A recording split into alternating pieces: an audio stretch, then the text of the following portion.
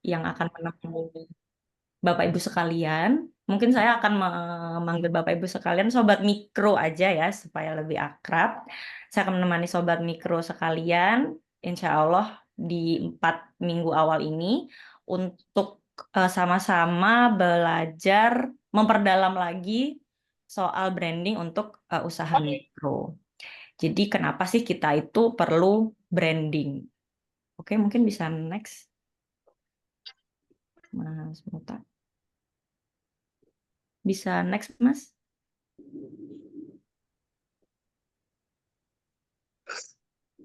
Dihitung sebentar, Pak. Oke. Jadi bismillah ya Bapak Ibu, semoga apa yang kita pelajari di malam ini semoga bisa diterapkan nantinya dan bisa berdampak baik gitu ke usahanya. Sambil menunggu Mas. Nah, ini slide kedua sengaja saya suguhkan sosok ini Bapak Ibu. Mungkin sudah ini ya, udah nggak asing lagi nih dengan sosok ini. Saya mau coba tanya kepada Ibu Susi. Ibu Susi Elwani. Oh iya, Nah, maaf Mbak. malam Ibu, iya. Saya ini Ibu tahu nggak dengan apa sosok yang ada di layar ini, Bu? Sebentar, karena layarnya Oh, kecil enggak. oh iya, aman-aman.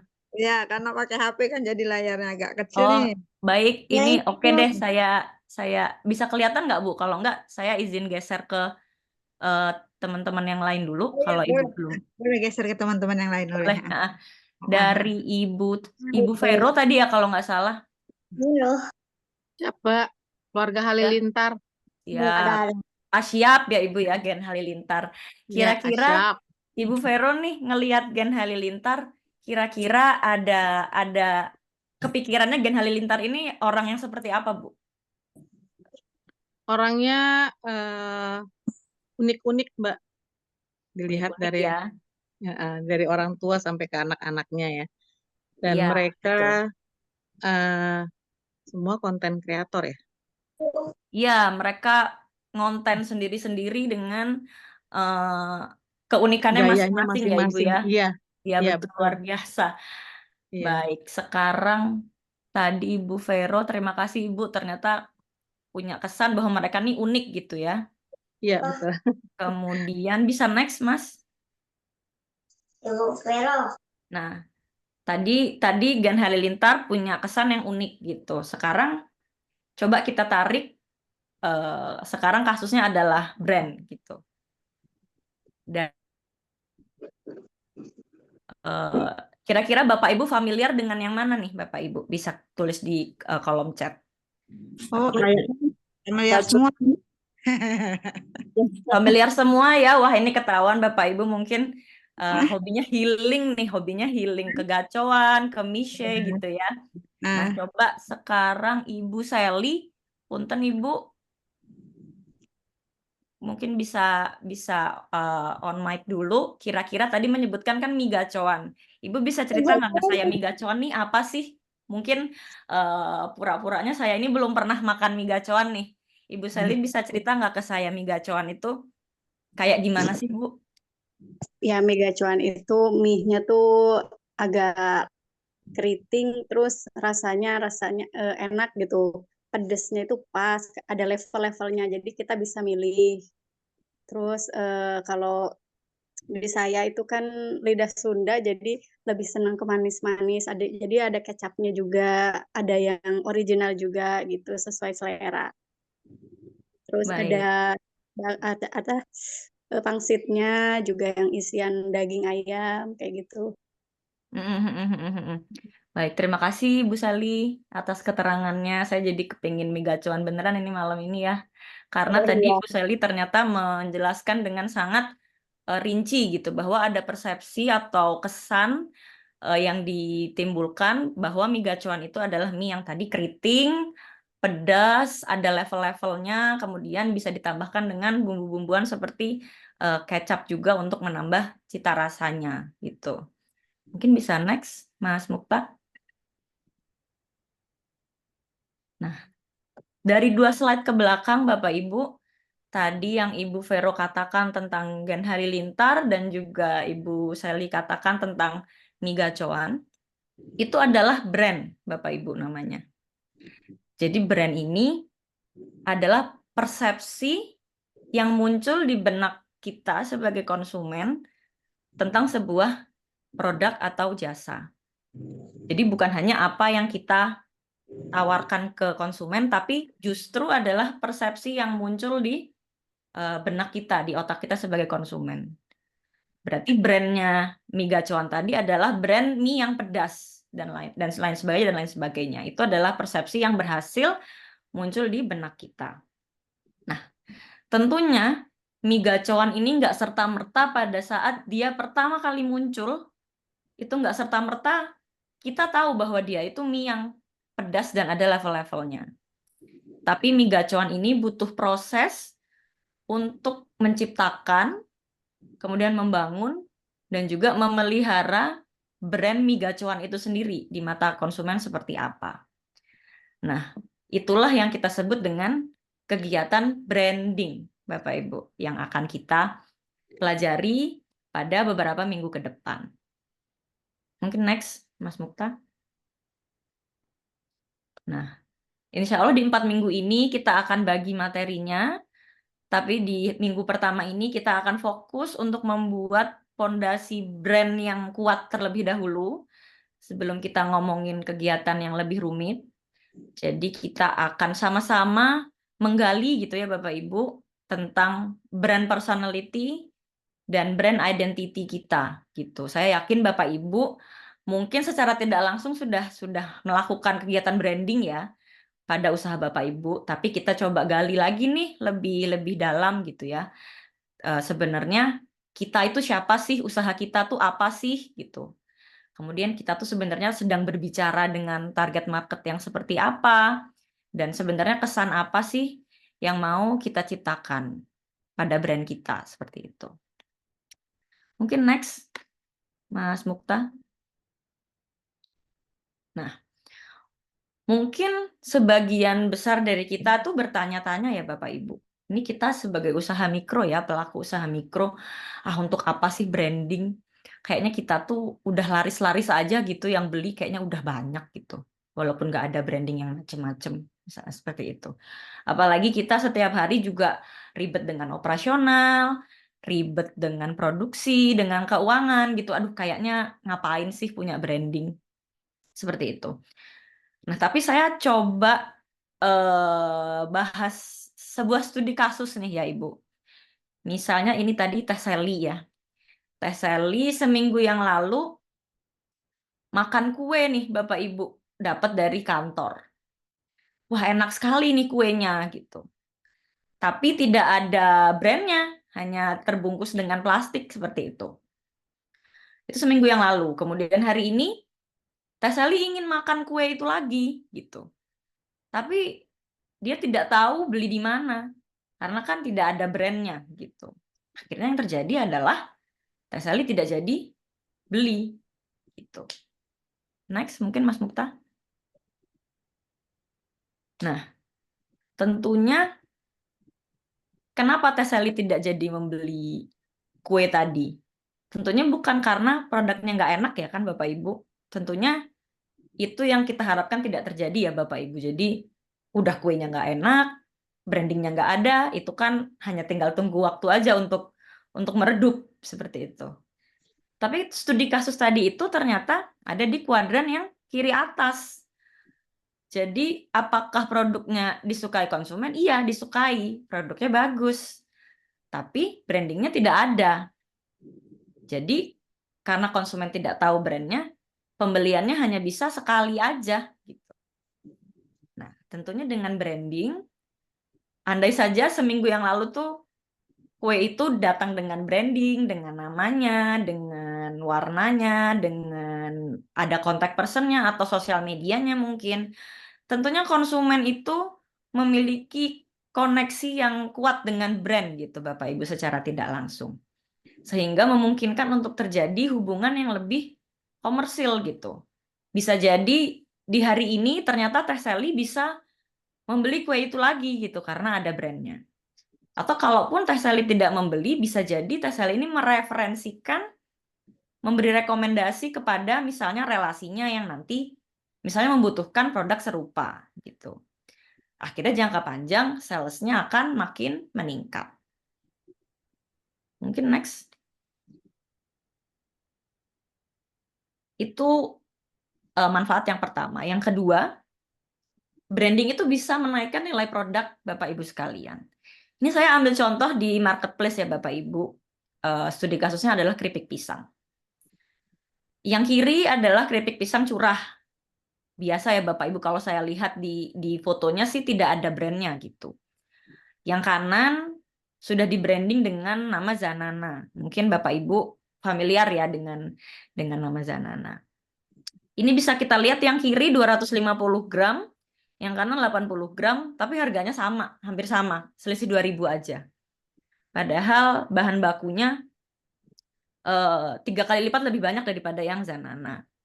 Mungkin secara produk terjualnya sedikit lebih banyak yang curah, karena mungkin ya memang pertama harganya lebih murah sedikit, yang kedua mungkin dipengaruhi oleh aktivitas tokonya juga gitu. Tapi yang kita bisa sorot adalah walaupun bahan bakunya sepertiganya, tapi dengan branding harganya bisa jadi sama.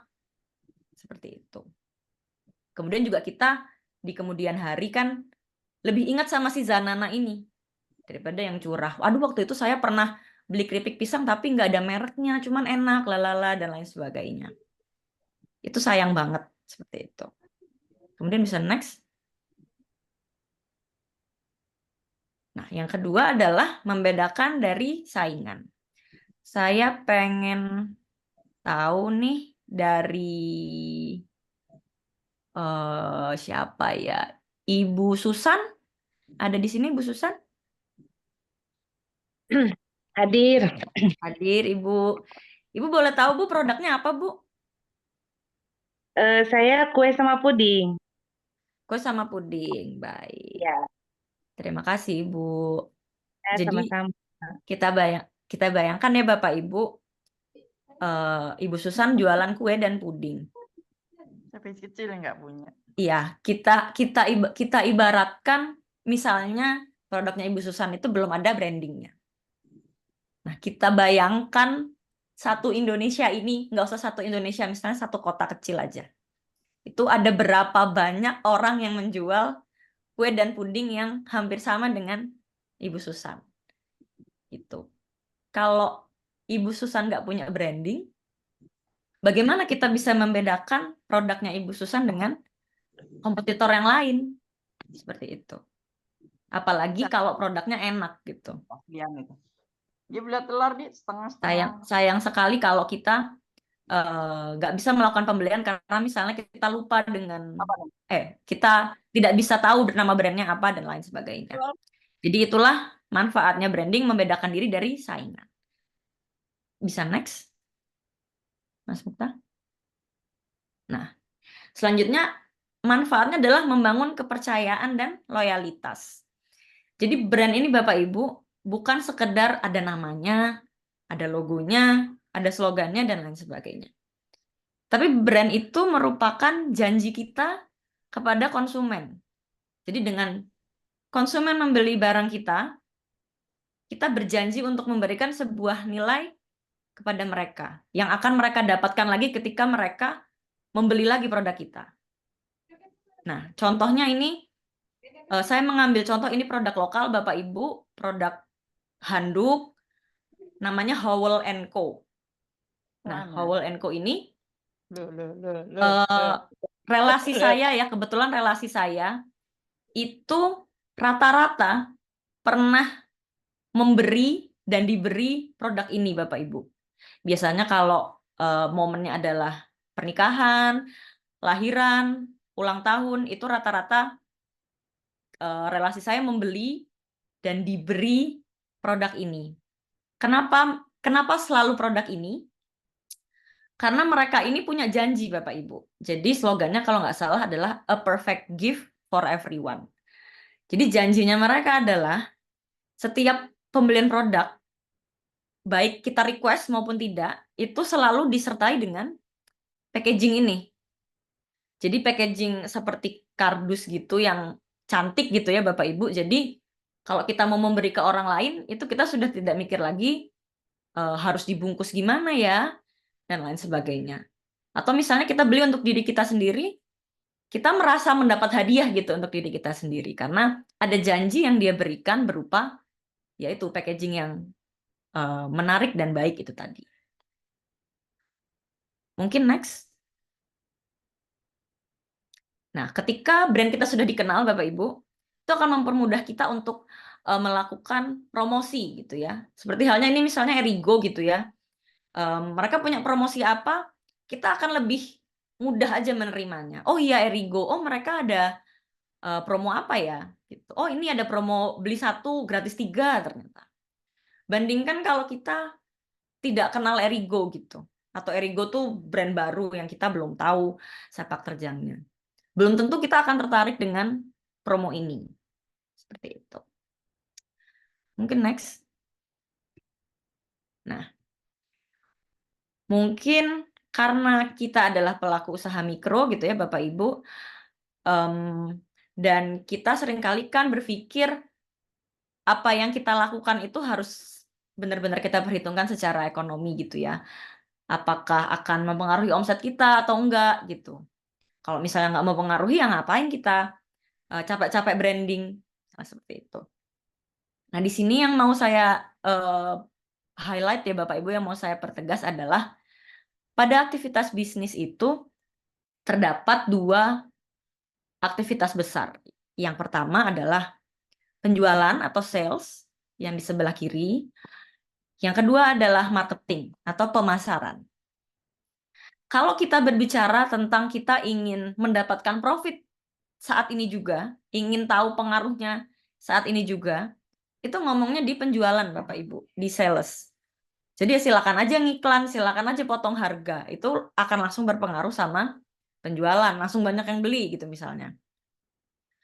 Tapi kalau kita ngomongin pemasaran atau marketing, yang salah satunya adalah branding ini tuh anggapannya adalah investasi jangka panjang gitu Bapak Ibu. Jadi kita memang menebar usaha baiknya hari ini yang semoga kita akan tuai manfaatnya di masa mendatang. Jadi branding, inovasi maupun nanti akan ada manajemen relasi gitu ya dengan konsumen sebagai bagian dari branding. Itu akan kita rasakan manfaatnya dalam jangka panjang. Seperti tadi kasusnya Ibu Sally di awal ya. Jadi di masa mendatang kalau ada konsumen kita yang membutuhkan kita lagi, itu akan lebih mudah kalau sudah punya branding. Seperti itu. Mungkin next. Nah, sejauh ini ada pertanyaan Bapak Ibu sebelum kita lanjut ke materi yang lebih mendalam? Atau cukup jelas? Kalau cukup jelas, saya lanjut. Baik, siap Ibu Susilawati, saya lanjut ya Ibu. Semoga cukup jelas. Kalau misalnya terlalu cepat atau misalnya ada pertanyaan boleh lewat chat atau misalnya nanti kalau dibuka sesi pertanyaan oleh moderator bisa kita ngobrol secara langsung. Baik, kita langsung masuk ke materi yang lebih mendalam. Bisa next, Mas Mukta. Nah, mungkin supaya lebih terbayang gitu ya Bapak Ibu, kita akan pura-puranya kita akan membuka kedai kopi baru nih Bapak Ibu. Membuka kedai kopi baru. Nah, kita ini, oh baik suaranya putus-putus. Baik, bayangkan konsumennya kedai kopi kita ini adalah misalnya seseorang ya Bapak Ibu. Kita bayangkan ada seseorang yang karakternya itu mewakili konsumen kita secara umum gitu.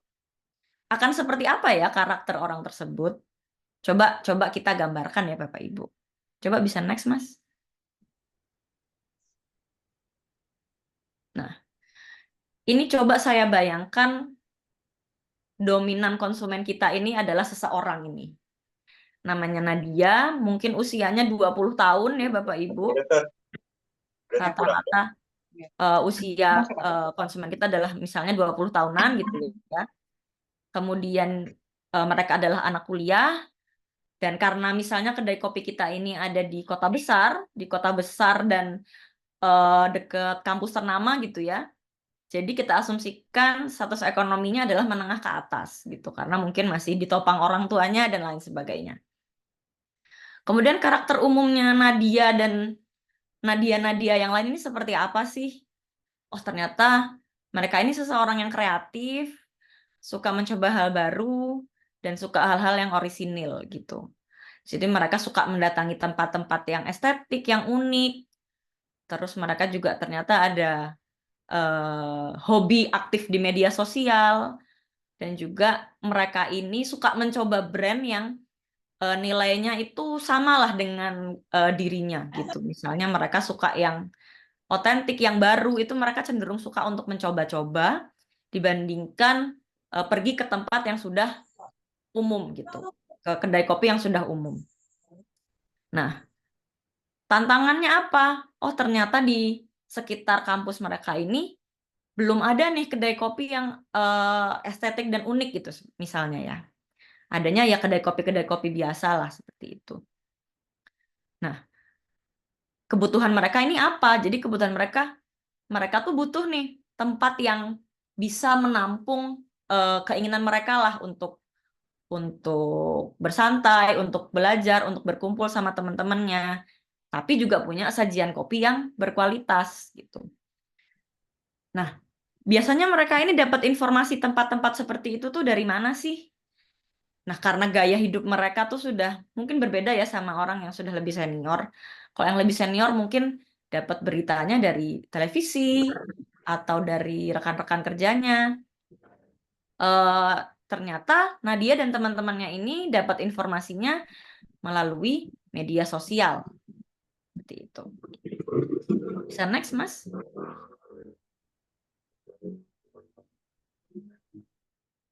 Nah, sebagai brand, kita kan tadi ceritanya mau bikin kedai kopi baru nih, Bapak Ibu ya. Nah, personanya Mbak Nadia tadi itu persona konsumen kita. Nah, kita sebagai yang punya brand, ini kita juga harus punya persona dong. Agar apa? Agar bisa akrab nih. Sehingga kalau akrab, jadi apa? Jadi diterima oleh konsumen yang mayoritasnya seperti Mbak Nadia. Nah, persona apa ya yang harus kita miliki? Tuh. Perlu kita ingat ya Bapak Ibu, mungkin kita itu punya, pasti sebagai pemilik bisnis, itu pasti punya keinginan yang sifatnya pribadi gitu. Jadi dalam lubuk hati kita ya kita pengennya bikin kedai kopi yang seperti ini, seperti ini, seperti ini. Tapi yang harus kita tekankan adalah bisnis yang mau berjalan dalam jangka panjang itu harus customer centric. Jadi kita harus tahu nih maunya customer itu seperti apa. Baru nanti akan kita sesuaikan dengan kemampuan dan keinginan yang kita miliki. Nah, dengan karakter Mbak Nadia tadi, coba kita masukkan ke persona kita. Coba next, Mas Mukta. Nah, untuk membuat sebuah persona brand, Bapak Ibu, ini ada sifat-sifat umum lah gitu. Misalnya kita adalah seseorang gitu ya, kira-kira secara umum kita tuh punya sifat yang seperti apa sih gitu. Nah, ini dikelompokkan menjadi 5 secara garis besar Bapak Ibu. Tapi nggak terbatas hanya 5 ini ya Bapak Ibu. Mungkin ada personality yang lebih unik lagi, itu memungkinkan sekali gitu. Tapi kalau kita boleh berandai-andai supaya gampang, kita kelompokkan menjadi 5. Dan ini kita akan coba pilih maksimal 2 sih Bapak Ibu. Jadi 1-2 karakter yang memang kira-kira cocok dengan apa yang dimau oleh Mbak Nadia. Seperti itu. Ketika kita melihat sosok anak muda yang sangat dinamis gitu ya, dan mereka butuh tempat yang estetik untuk ngopi gitu ya. Nah, kira-kira yang cocok, misalnya nih saya ambil adalah yang pertama, karakter yang tulus.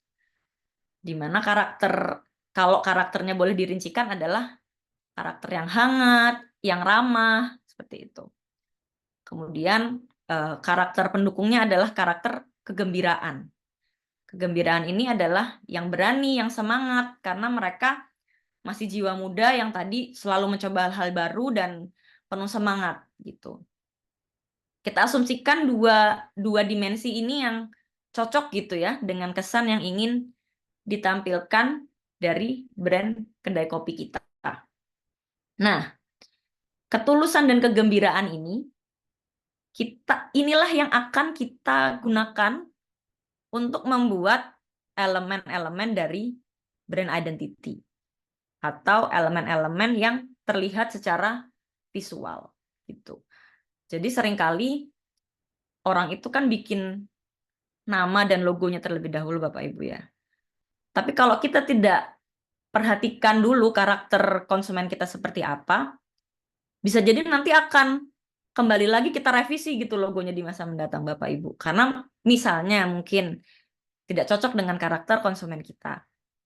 Jadi untuk menghindari pekerjaan yang bolak-balik itu, alangkah baiknya kalau misalnya pada kasus ini kita mau bikin kedai kopi, ya kita harus tahu dulu konsumen kita ini karakternya seperti apa, agar nanti kita bisa membuat branding yang menarik untuk mereka, yang cocok dan diterima oleh mereka. Bisa next, Mas Mukta?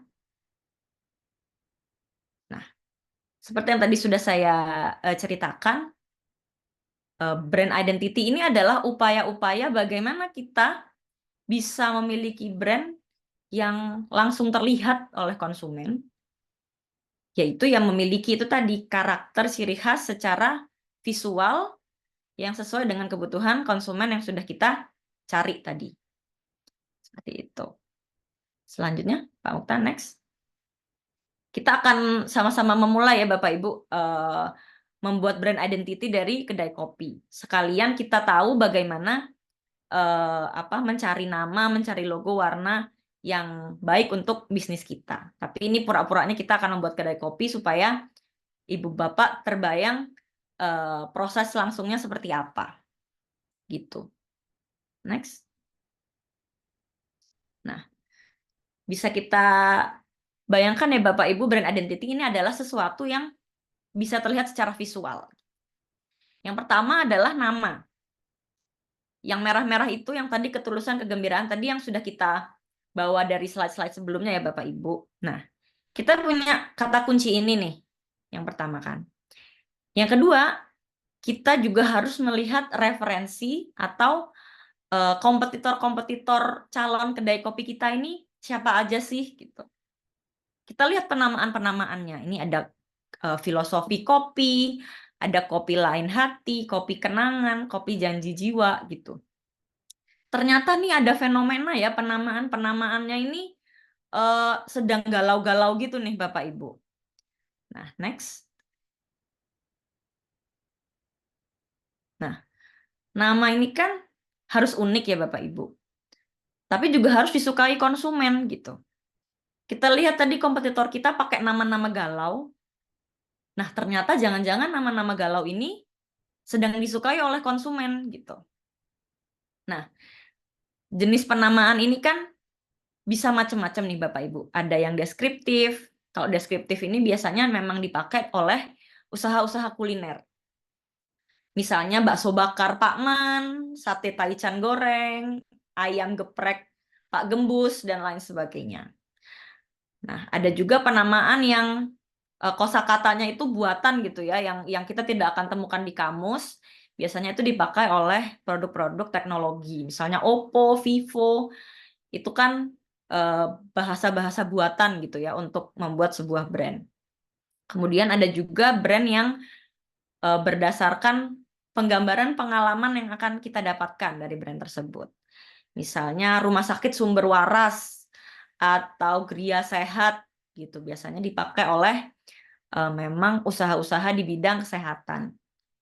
Kemudian ada juga nih yang kayak tadi si galau-galau itu tuh ternyata merupakan jenis penamaan provokasi, jadi memancing emosi seperti itu. Kemudian ada juga penamaan yang merupakan singkatan. Jadi seperti logistik JNE, JNT, dan lain sebagainya. Bisa next. Nah, tadi kita sudah dapat kata kuncinya dari Mbak Nadia tadi. Kemudian dari referensi itu ternyata orang-orang lagi suka galau. Nah, akhirnya terpilihlah nama untuk kedai kopi kita gitu ya. Karena tadi kayaknya kuliner itu cocoknya dengan penamaan deskriptif, berarti oh harus ada kata-kata kopinya nih supaya orang tahu kita jualan kopi gitu ya. Nah, kemudian lagi suka yang galau berarti harus melibatkan emosi gitu. Misalnya kita memilih brand untuk kedai kopi kita, secangkir kopi kita gitu. Karena mendeskripsikan bahwa kopi ini akan dinikmati oleh konsumen bersama kita tuh teman-temannya, keluarganya, relasinya, dan lain sebagainya. Kita sudah dapat namanya nih Bapak Ibu ya. Nah, kemudian next, Pak Mukta. Setelah dapat nama, biasanya kita membuat logonya nih Bapak Ibu. Kata kuncinya masih sama, kemudian kita lihat referensinya dari kompetitor-kompetitor kita tadi. Saya coba kumpulkan gitu ya dari beberapa kompetitor.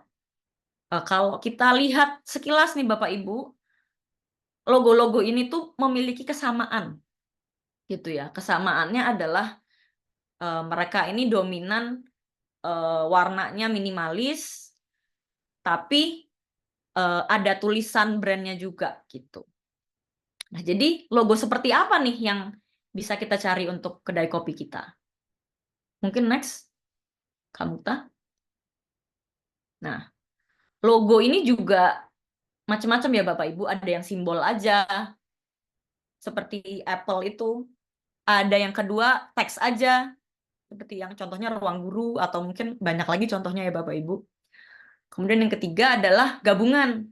Seperti Gojek ini dia ada simbolnya dan ada juga tulisan Gojeknya. Kemudian ada abstrak juga ini Bapak Ibu, jadi menggunakan bentuk atau simbol yang tidak langsung. Bedanya dengan simbol yang pertama itu kan Apple ya Apple gitu dia.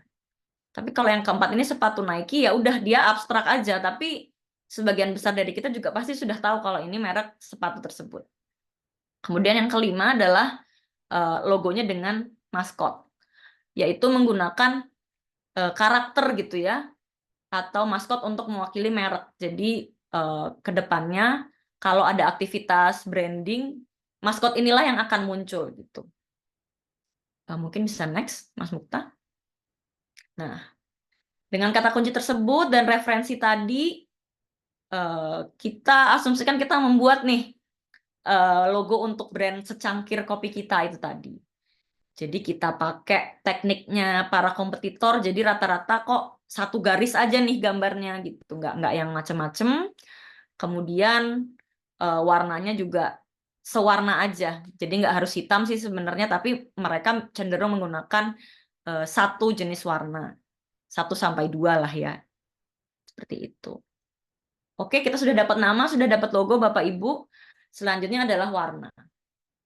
Skema warna ini macam-macam juga Bapak Ibu, tapi secara garis besar kita kelompokkan menjadi 5 gitu ya.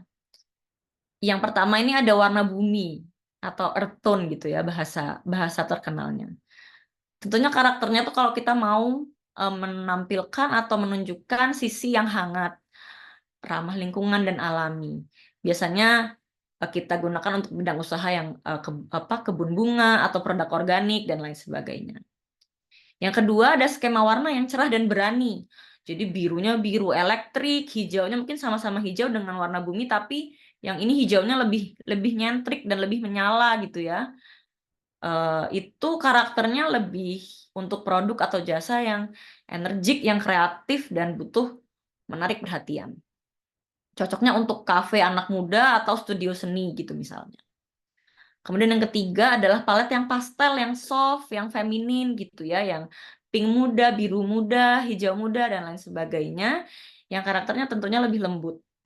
Ini cocoknya mungkin untuk toko baju bayi atau yang produk-produk untuk wanita lah, perhiasan, dan lain sebagainya.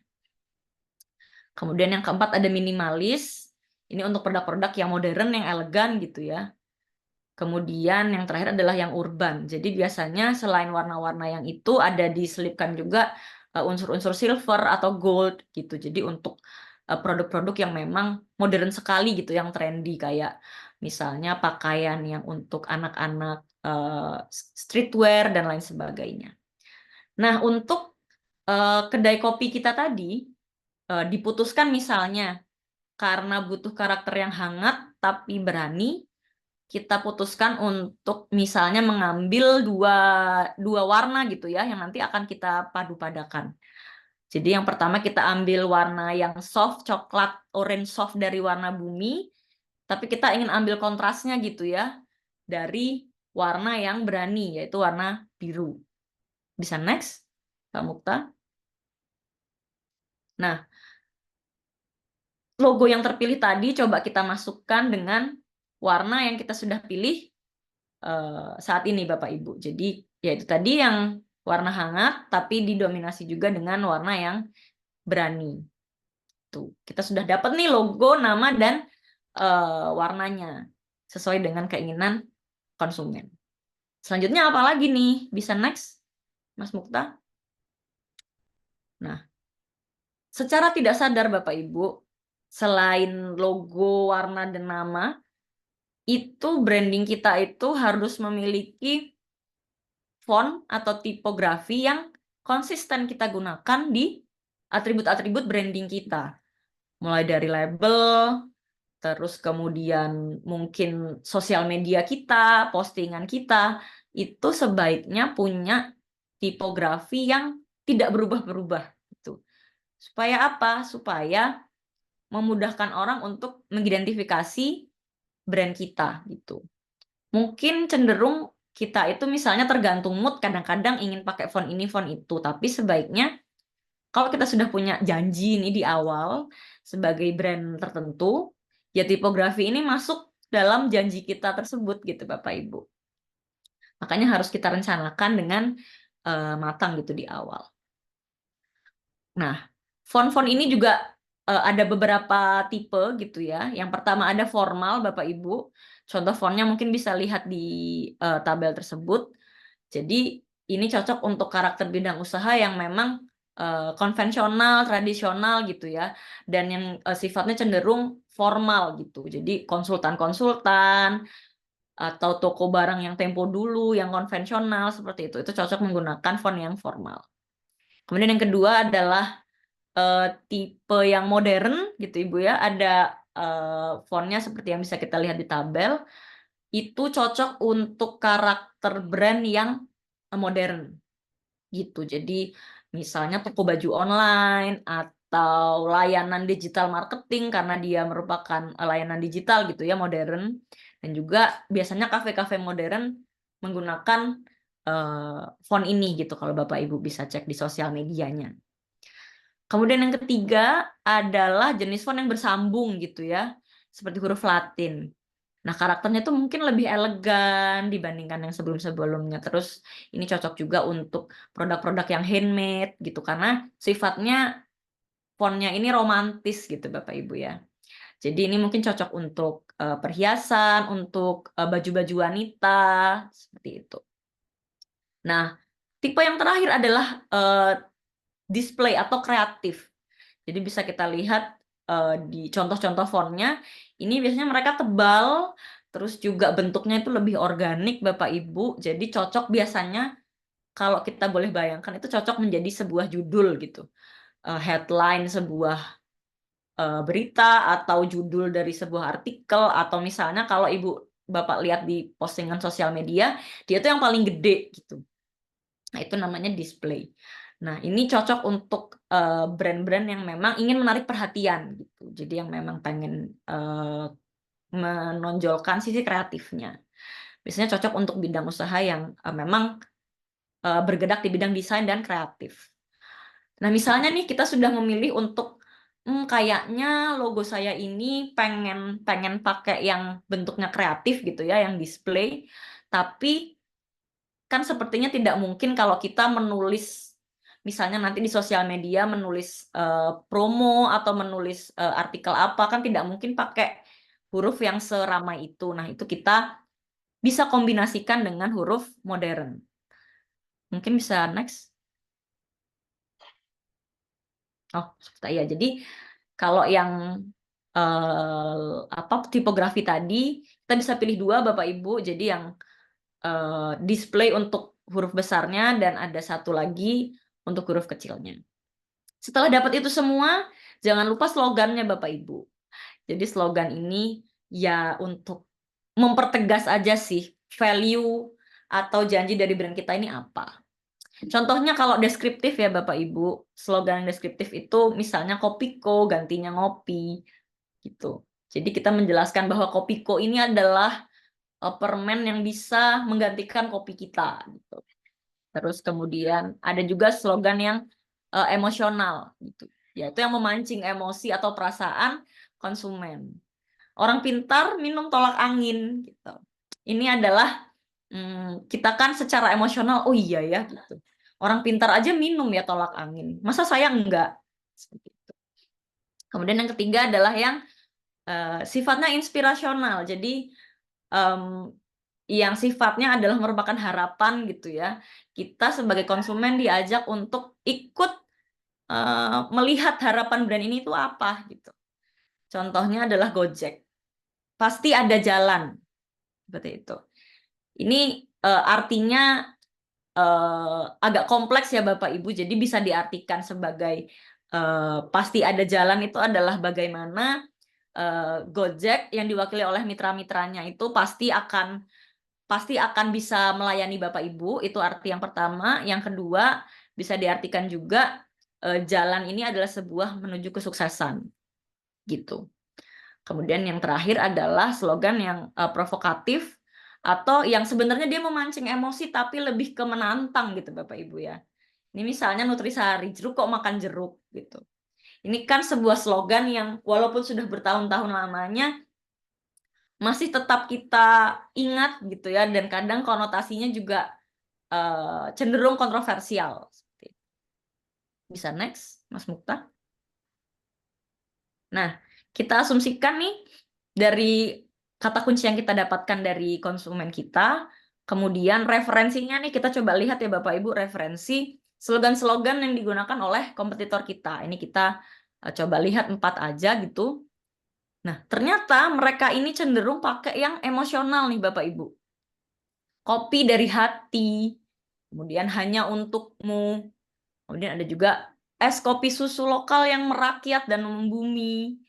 Kemudian lahir karena mimpi, besar karena tetangga. Ini sangat sangat tidak deskriptif gitu ya Bapak Ibu. Walaupun ada kata-kata kopinya, tapi ternyata kayaknya anak-anak muda ini sedang suka kalimat-kalimat yang mengena di hati gitu.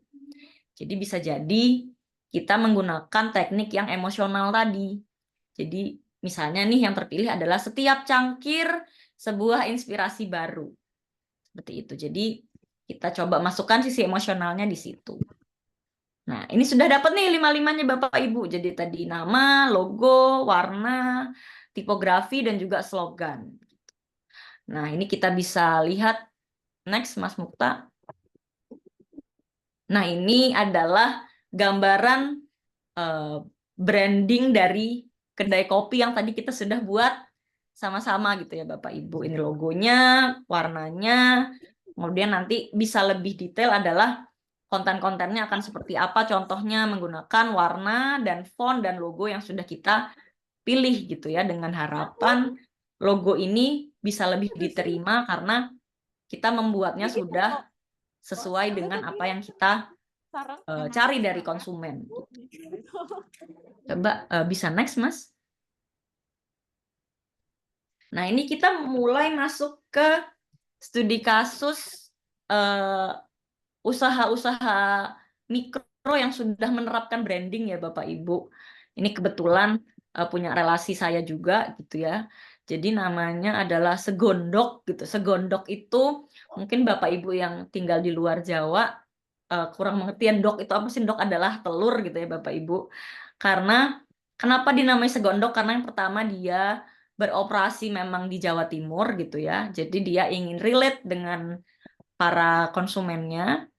Kemudian juga warna yang dia gunakan adalah kuning karena mungkin yang kita bahas tadi adalah dia ingin warna yang hangat tapi tetap menarik perhatian gitu ya. Jadi branding yang dia gunakan ini digunakan di setiap atribut-atribut brandingnya Bapak Ibu. Kita bisa lihat ini adalah beberapa contoh postingan sosial medianya yang saya ambil gitu ya. Kemudian di packagingnya juga digunakan, di celemeknya dan juga di stand-nya seperti itu. Dan kita bisa lihat juga fontnya ini nggak berubah-berubah Bapak Ibu, ya tetap aja yang ini gitu. Tetap aja yang ini, kemudian font pendukungnya juga nggak berubah-berubah gitu ya, dan warnanya sama semua. Jadi ketika kita melihat warna kuning ini, bisa jadi kita sudah bisa mengasosiasikan bahwa oh ini adalah segondok. Seperti itu. Mungkin bisa next, contoh yang lain. Itu tadi kalau yang kuliner, ini kita coba studi kasus yang kedua adalah mereknya namanya Hijab Chic. Hijab Chic ini adalah merek untuk remaja dan dewasa perempuan gitu ya Bu. Kita bisa lihat di sini berbeda ya dengan segondok tadi. Jadi kesan yang ditimbulkan ini secara tidak langsung ingin menampilkan bahwa brand ini adalah brand yang feminin, yang perempuan banget seperti itu. Jadi ini adalah beberapa postingan sosial media dan webnya yang saya ambil. Ternyata brand Hijab Chic ini sudah menampilkan warna pastel tadi Bapak Ibu. Warna yang soft, yang lembut, yang perempuan banget. Gitu. Mungkin bisa next. Ya, jadi koleksi-koleksinya pun juga berwarna pastel dan juga webnya juga warnanya pastel gitu. Dan juga kalau Bapak Ibu lihat secara detail di sosial medianya, bahasa-bahasa yang digunakan juga bahasa yang lembut karena audiensnya adalah perempuan. Seperti itu. Nah, contoh yang terakhir adalah Gojek nih Bapak Ibu. Kalau Bapak Ibu mungkin punya waktu untuk melihat webnya, ini mereka malah menjelaskan dengan sangat rinci gitu ya proses brandingnya, bahwa mereka ini ingin jadi brand yang satset gitu ya, tapi tetap simple, unik dan dengan mudah bisa memperbesar skala usahanya. Nah, di sini proses branding yang panjang itu akhirnya menghasilkanlah brand yang logo yang bulat itu Bapak Ibu. Jadi mungkin di awal kemunculannya Gojek, kalau Bapak Ibu ingat itu logonya adalah orang pakai sepeda motor gitu. Bener-bener gambarnya adalah orang naik sepeda motor. Tapi seiring berjalannya waktu, ternyata Gojek ini memperbesar skala usahanya, nggak hanya ojek, tapi ada Gokar, ada juga layanan finansialnya, ada juga GoSend, ada juga GoMart, GoFood dan lain sebagainya. Akhirnya dipilihlah logo yang sifatnya itu tadi lebih universal. Nah, dipilihlah logo yang bulat itu sebagai solusi dari branding yang lebih universal. Nah, di setiap skala usahanya itu warnanya dibeda-bedakan, ada yang merah, ada yang orange, tapi itu sudah disepakati dari awal Bapak Ibu.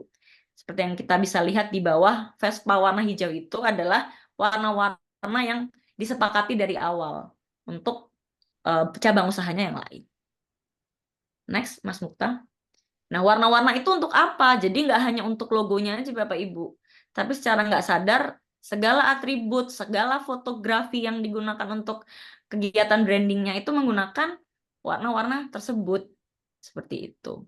Jadi harapannya adalah dalam alam bawah sadar kita melihat warna hijau ini, melihat warna-warna yang lain juga, itu kita bisa mendefinisikan dan langsung bisa melihat, oh ini Gojek. Seperti itu. Nah, mungkin itu saja sih dari saya Bapak Ibu. Jadi semoga step-step untuk membuat brand itu tadi bisa membantu kita untuk lebih memahami kita itu brand yang seperti apa. Jadi yang pertama kita harus tahu persona konsumen kita itu seperti apa, yang tadi Mbak Nadia itu. Yang kedua, setelah tahu Mbak Nadia, baru kita harus tahu kita ini pengen melayani Mbak Nadia dengan cara yang seperti apa, dengan karakter yang seperti apa. Nah, setelah tahu karakter kita, baru kita bawa ke brand identity. Itu namanya mau apa, warnanya mau apa, logo, font, dan slogannya mau apa, seperti itu. Mungkin bisa next. Nah, ini slide favorit kita semua ya Bapak Ibu. Sekian dan terima kasih. Apabila ada pertanyaan, Mbak boleh. izin sebelum ke pertanyaan yang sudah raise kan, tadi di pertengahan materi itu ada yang chat nih dari Ibu Sally. Boleh saya bantu ini Bu, sebutin pertanyaannya ya? Oh, mau langsung dijawab aja ya berarti? Boleh? Boleh, Soalnya ini boleh. Iya, dari silakan Mas dibacain aja. saya mau tanya ke Ayu, bagaimana cara kita mempromosikan brand kita yang baru saja muncul supaya bisa lebih cepat dikenal tanpa harus ada promosi atau diskon? Karena pengalaman saya kalau tidak pakai promo begitu, kurang greget buat keberhasilan. Supaya target itu langsung order. Mohon tipsnya nih, Kak Ayu. Ya, Iya. Langsung jawab Mas atau langsung jawab aja ya kayaknya ya? langsung jawab aja sih. Biar nggak terlalu lama ya nunggunya. Baik, terima kasih Bu Sally. Bagaimana cara kita mempromosikan brand kita yang baru saja muncul supaya bisa lebih cepat dikenal tanpa harus adanya promo? Jadi kalau menurut saya ya Ibu, tadi kan yang saya bilang, mungkin bisa ke slide yang awal tadi ya Mas, yang slide ke Yang awal. iya yang bentar, slide ke mana ya Mas? Ke 12.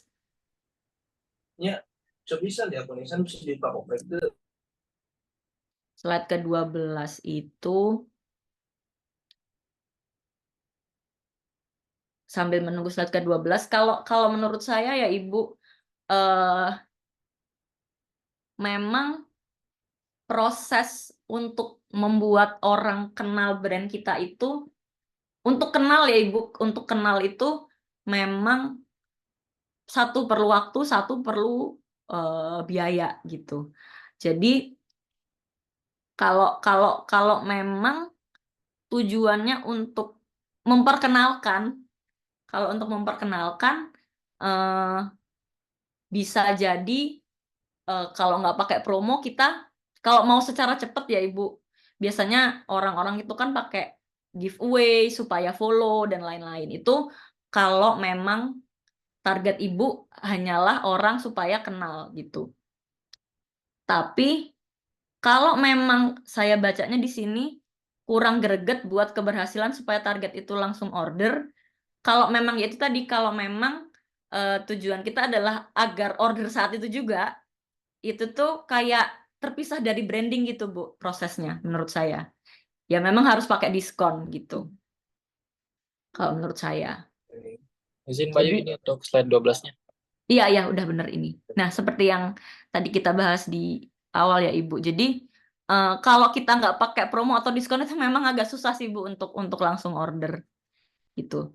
Tapi ya resikonya ya itu jangka pendek aja gitu. Tapi tetap kita selipkan untuk jangan lupa follow, atau misalnya syarat untuk mendapatkan promo itu harus follow dulu, seperti itu. Jadi oke lah mereka mendapatkan diskon, tapi secara tidak langsung mereka juga bersedia untuk mendapatkan informasi lebih lanjut tentang brand kita di masa mendatang gitu. Jadi memang brand ini tidak bisa secara langsung membuat orang order sih Bu. Mungkin ada kemungkinan misalnya seperti ini. Misalnya saya lagi mencari baju sweater gitu ya. Kemudian saya melihat di sosial media sebuah brand yang wah saya banget nih gitu. Itu kan ada kemungkinan saya langsung beli sebenarnya. Tapi mungkin ada juga kemungkinan orang lain itu ya saya follow dulu deh. Nanti mungkin suatu saat saya akan beli gitu. Jadi memang promo dan branding itu menurut saya dua dua proses yang terpisah, dan kalau branding nggak bisa saat itu juga sih, Bu. Menurut saya seperti itu. Kalau Ibu pengen cepat ya di diskon aja gitu. Tuh dari saya sih, semoga semoga menjawab ya Ibu Sally. Baik, untuk selanjutnya boleh ke pertanyaan selanjutnya ya, Mbak. Boleh? Tadi yang duluan untuk resen itu dari Veronica. Mbak Veronica, boleh? Ibu Ya, Veronica, iya. Oh iya, mau langsung aja pertanyaannya atau? Boleh eh, langsung. Oh iya, iya, oke. silakan. Kak Ayu, terima kasih Mm-mm, penjelasannya. Kan saya udah punya brand nih ya. mm-mm, Waktu itu saya ditolak kakinya, terus saya ke klinik IKM, terus dibikinin lah ya. Warnanya ada kuning muda, putih, dan merah. Saya mm-mm, craft. mm-mm, Eh, saya bikin craft. Terus, nah kalau di sosmednya kita itu, eh, kalau kita bikin foto, tadi kan saya lihat ada foto-foto itu ya, backgroundnya itu sesuai dengan warnanya yang ada di brand kita kan. mm-mm, Nah, itu saya berarti di sosmed saya tuh backgroundnya tuh itu juga ya, kuning, kuning muda, putih, dan merah. Kalau untuk Maksudnya tiga-tiganya itu gitu Bu, atau gimana? maksud ya salah satu, maksudnya salah satu sih.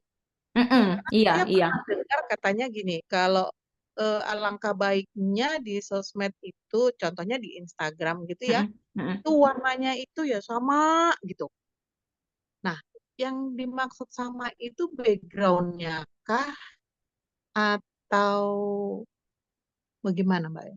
Hmm, Samanya nih sama, maksudnya misalnya semua semua postingan Ibu, misalnya Ibu pilih yang merah ya tadi ya, dari kuning putih merah.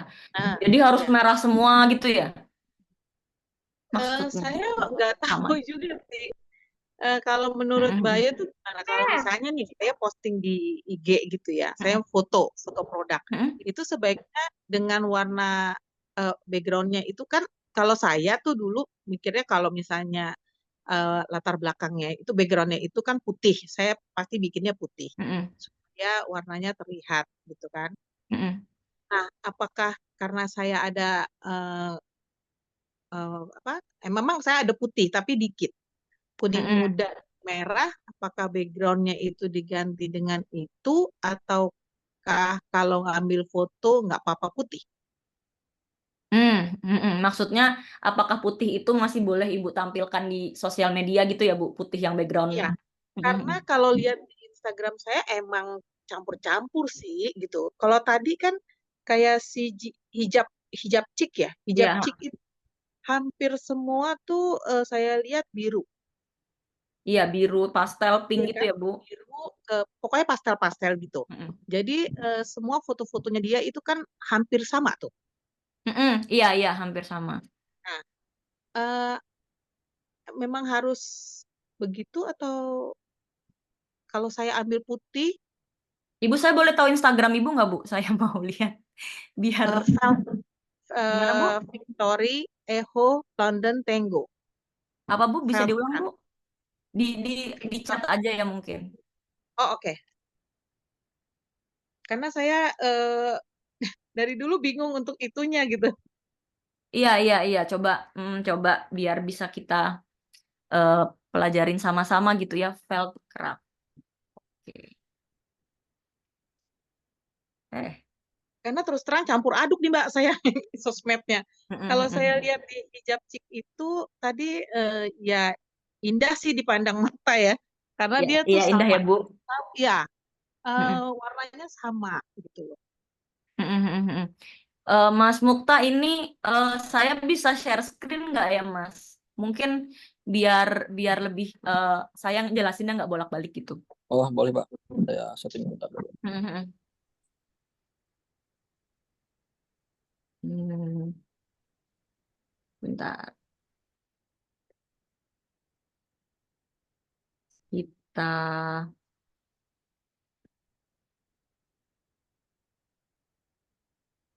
Share screen. Masih di disable, Mas? Bisa dibantu ya?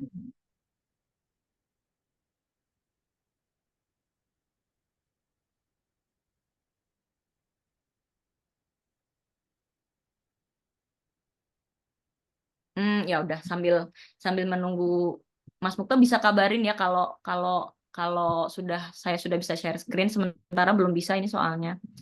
Em, Baik, Ibu Vero tadi kita bandingannya dengan hijab cik aja ya Bu, biar gampang gitu. Nanti kayak kalau saya udah bisa share screen, saya share screen. Em, Oke, misalnya kita asumsikan tadi hijab cik kalau di paparan saya kan mereka memilih warna yang pastel gitu ya. Rata-rata Iya. terutama pastelnya adalah biru muda dan pink gitu. Iya, Apakah semua postingannya, tadi pertanyaan Ibu adalah apakah semua postingannya harus backgroundnya biru atau backgroundnya pink? Nah, ini kalau misalnya kita lihat di Instagramnya, ada beberapa yang memang mungkin backgroundnya biru, ada yang beberapa yang mungkin backgroundnya pink, tapi ada juga beberapa yang backgroundnya ya yang netral, putih, atau misalnya ini dia lagi foto di taman yang warnanya nggak terlalu ramai gitu ya, tapi memang biru mudanya ini menjadi pusat perhatian gitu. Iya. Atau misalnya kalau contohnya kalau hijab cik ini mungkin masih warnanya masih kurang keluar di Instagram. Kalau yang tadi si segondok itu mungkin contohnya kalaupun kontennya sedang tidak berbackground kuning, itu biasanya mereka taruh sedikit atribut yang ada kuningnya gitu, Bu. Jadi masih ada kesan kuningnya gitu. Kalau tadi logonya Ibu tuh merah, putih dan kuning muda, ya entah gimana caranya, apakah ada itu menjadi frame-nya. Karena kan kalau tadi saya lihat di Instagramnya Ibu Vero ini, sayang banget kalau produknya Ibu ini kita kasih background warna-warni karena nggak akan mencolok ininya apa produknya, karena produk Ibu kan warna-warni. Jadi sebenarnya udah bener Bu, menurut saya pakai background yang netral ya, putih, hitam, tapi mungkin misalnya di frame-nya atau ada atribut logonya yang ditaruh supaya orang itu ingat dengan begitu ngeliat postingan Ibu atau melihat brand Ibu di mana gitu, oh iya yang warnanya kuning, putih, merah itu adalah Feldcraft gitu. Jadi nggak harus backgroundnya sih Bu menurut saya. Bentar, ini udah bisa Boleh dicoba saya share lagi. screen ya. Oh, oke. Nah, ini brandnya Ibu, kemudian sebentar. Ini si segondok itu. Nah, ini Bu, dia masih nih, walaupun misalnya yang Mihot ini tetap ada kuningnya. Kemudian ini misalnya ya maskotnya aja walaupun cuman sedikit, tapi tetap ada atribut kuningnya seperti itu. Jadi walaupun dia nggak selalu kuning seperti ini, tapi tetap ada upaya untuk menyisipkan kekuningan tersebut dari maskotnya seperti itu. Semoga menjawab ya Ibu. Ya, fontnya bisa juga ya Mbak ya, berarti ya. Fontnya kenapa Ibu? Bisa juga kalau ada tulisan bikin fontnya. Kayaknya di Endok ini fontnya tuh sama semua. Iya betul.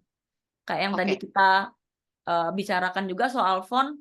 Jadi mungkin kan karena kita misalnya masih menghandle sosmed sendiri, kadang mut-mutan ya Ibu, aduh pengen pakai font ini deh besok, oh ternyata melihat ada yang bagus gitu. Nah, sebaiknya sih nggak ganti-ganti ya Ibu. Jadi kalau kita lihat si Endok ini, dia dari awal sampai terakhir itu fontnya sama gitu. Ya mungkin di kombinasi sama dia dengan ada yang liuk-liuk, ada yang warna-warnanya ada bayangannya, tapi fontnya tetap sama gitu.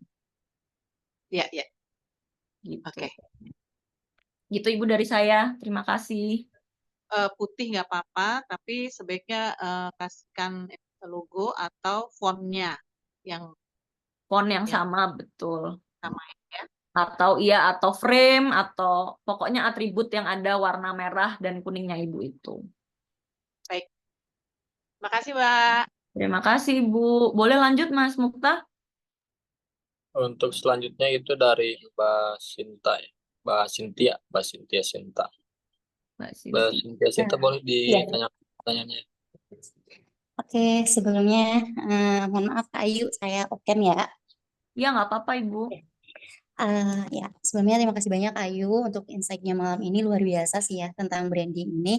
Sebetulnya pengen banyak banget nih yang saya tanyain gitu, karena kebetulan memang tentang branding ini selalu menjadi sebuah tantangan ya bagi para pengusaha, terutama mungkin untuk yang seperti saya yang baru startup gitu.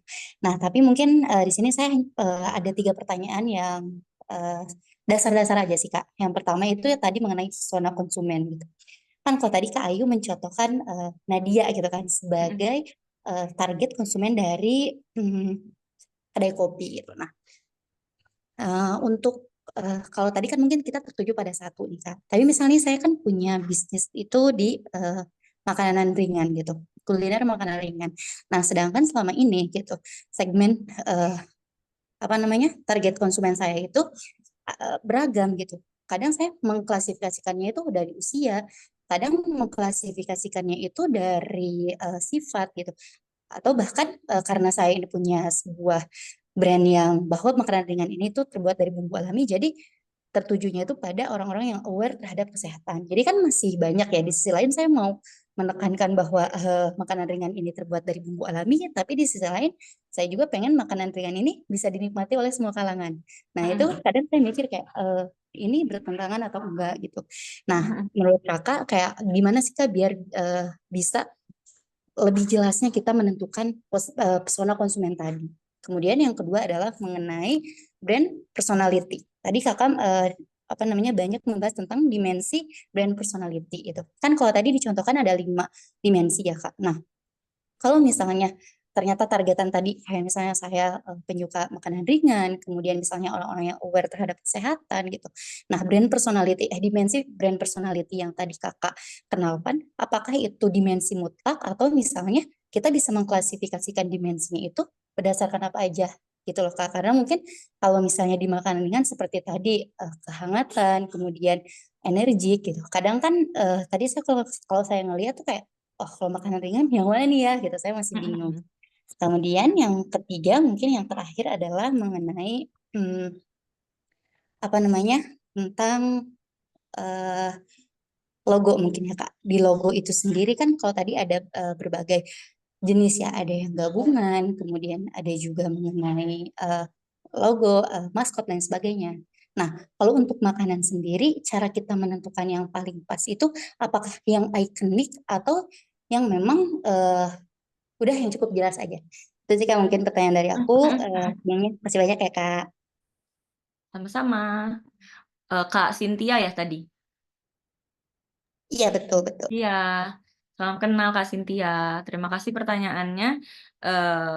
Izin Kak, coba mungkin aku boleh tahu usahanya cemilan-cemilan yang seperti apa Kak? Untuk bisnis aku sendiri itu kalau untuk yang sekarang ya Kak, sekarang itu masih di sebelah kering gitu kan. Tapi memang rencananya itu pengen ya mungkin Kakak ada di Instagram aku sih Mbak Snack ya Kak. Gimana Kak? Apa? Instagramnya ini aku tulis. Ya. Mbak Snack.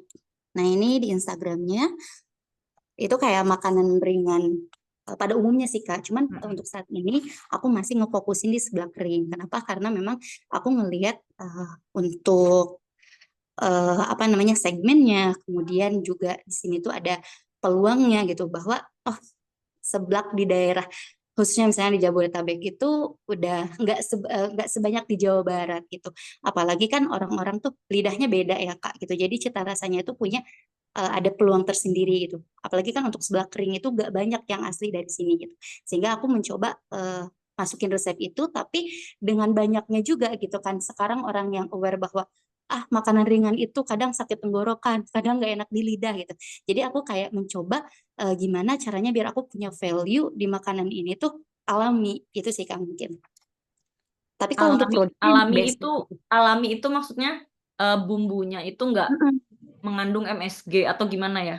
Ya, jadi kalau alami itu kayak misalnya dari ya itu Kak dari bumbu perasanya aku pakainya yang dari kaldu jamur gitu. Jadi memang nggak pakai micin. Kemudian yang dari cabenya itu kita ngolah sendiri. Jadi nggak pakai bumbu cabai tabur gitu. Jadi benar-benar pedasnya itu bukan dari bumbu yang ya asal jadi gitu. Tapi kita benar-benar olah dari awal. Kemudian kayak kencur, bawang putihnya itu enggak yang kita beli bubuknya langsung gitu Kak. Tapi emang kita buat dari benar-benar kencur mentah, kita keringkan, kemudian kita giling gitu sehingga punya cita rasanya juga berbeda. Itu sih Kak brand yang selama ini itu sih kita giling gitu sehingga Oke, punya baik. cita rasanya juga. Itu sih brand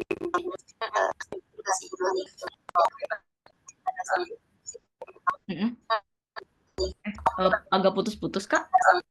kayaknya itu rekaman deh Kak, bukan di suara aku. Aku udah Oh, selesai. gitu. Oh, iya, ya. Coba saya bahas ya, Kak Cynthia. Jadi yang pertama, untuk sebelum saya menjawab 3 pertanyaan ini tuh, berarti tadi saya bertanya jualannya apa itu karena saya sebenarnya ingin tahu value brandnya Mbak Sis Snack ini apa gitu. Tadi kakak cerita jualan seblak dan sebelum kita bisa menentukan lebih mendalam tentang 3 pertanyaan tadi, kita tentunya harus tahu value utamanya Mbak Sis Snack ini apa sih gitu. Ternyata tadi dijelaskan oleh Mbak Cynthia bahwa value-nya adalah ternyata seblak ini menggunakan seblak kering ini menggunakan bahan-bahan yang alami gitu, baik dari cabenya, kencurnya dan lain sebagainya. Nah, dari situ kalau misalnya saya sebagai pelanggan nih, terus saya melihat sosial media ini, jujur saya belum ada bayangan sih Mbak bahwa ini tuh alami gitu. Karena mungkin biasanya tuh ini sebenarnya materinya lebih ke sosial media ya. Biasanya brand value itu kita tekankan di bio-nya Mbak. Jadi misalnya di sini kan tulisannya homemade dan halal certified. Oke, ini tetap ditulis, tapi misalnya di bagian yang makanan ringan seblak kering itu misalnya bisa kita tulis pelopor seblak kering berbahan alami di Indonesia, misalnya seperti itu. Jadi diharapkan itu bisa menarik pelanggan yang memang ingin makan seblak tapi berbahan dasar alami seperti yang tadi Mbak Cynthia bilang gitu. Nah, pertanyaan pertama tadi adalah makanan ringan ini kan luas banget ya. Jadi yang menikmati dari mulai yang remaja sampai yang tua gitu. Kadang diklasifikasikannya melalui usia, melalui karakter umum dan lain sebagainya. Tapi menurut saya, walaupun misalnya secara usia kita tidak bisa klasifikasikan gitu ya Mbak, mungkin di kasus ini. Cuman ya pasti menurut saya ada kesamaan yang lain gitu yang bisa kita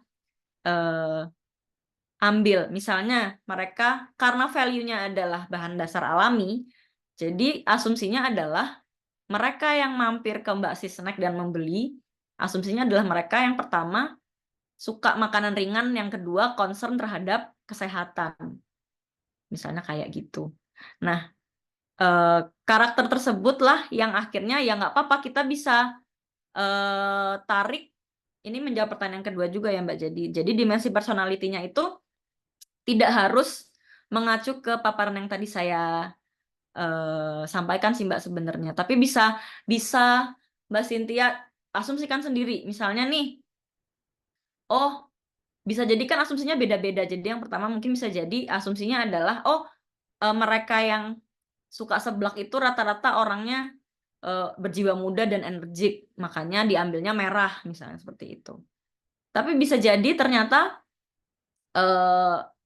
kalau lain kepala gitu ya mikirnya adalah ternyata yang suka bahan-bahan alami itu lebih suka warna yang membumi misalnya seperti itu. Jadi pilihnya yang earth tone tadi. Sebenarnya sah-sah aja sih Mbak menurut saya. Ada 2 penafsiran gitu ya. Asalkan nanti mungkin itu bisa diperdalam di materi minggu depan gitu ya. Diperdalam dengan cara komunikasinya gitu. Jadi walaupun warnanya merah, walaupun warnanya hijau, itu sebenarnya lebih dominan yang mana itu Mbak Cynthia yang bisa menentukan gitu. Apakah mereka lebih dominan ke energiknya atau lebih dominan ke eh, sehatnya. Kalau menurut saya pribadi ya Mbak, eh, akan lebih dominan ke energik dan menarik perhatian seperti merah ini sih. Karena kalau orang yang sangat concern terhadap kesehatan, mereka mungkin tidak akan memilih seblak gitu. Kalau menurut saya ya. Maksudnya yang kalau warnanya membumi seperti itu mungkin lebih makanan yang organik gitu. Jadi menurut saya warna-warna seperti ini tuh masih sangat masuk akal untuk digunakan gitu untuk makanan ringan dengan asumsi adalah mereka yang suka makanan ringan itu orang yang dinamis, yang penuh semangat gitu. Bukan bukan orang yang misalnya cari aman atau sukanya makanan yang nyaman seperti itu. Karena kan seblak cireng itu makanan yang pedes gitu ya. Jadi diasumsikan itu lebih ke sisi dinamisnya yang kita ambil sebagai branding gitu. Yang ketiga adalah cara menentukan logo yang pas, apakah harus pakai maskot atau enggak atau seperti apa gitu. Mengacu sama tadi yang saya sampaikan sebenarnya Mbak, kita bisa ambil contoh dari kompetitor-kompetitor kita gitu. Misalnya seblak yang lagi hits atau misalnya kebanyakan merek-merek makanan ringan yang walaupun bukan seblak tapi misalnya Maici atau misalnya ada produk keripik yang lain gitu. Itu biasanya logonya seperti apa gitu. Itu secara tidak langsung dalam alam bawah sadarnya konsumen yang memang mereka pengen mengkonsumsi makanan ringan, itu secara tidak langsung sudah terpatri bahwa oh kira-kira biasanya yang makanan ringan itu tipologi logonya tuh seperti ini loh gitu. Biasanya memang yang saya lihat sih rata-rata memang ada maskotnya, terus di bawahnya ada tulisannya gitu.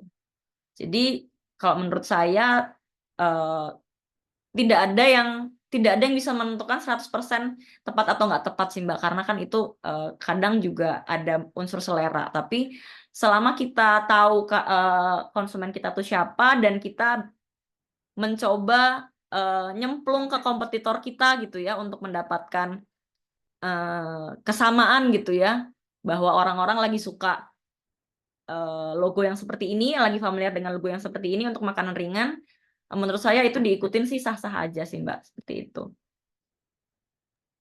Seperti itu Mbak Cynthia.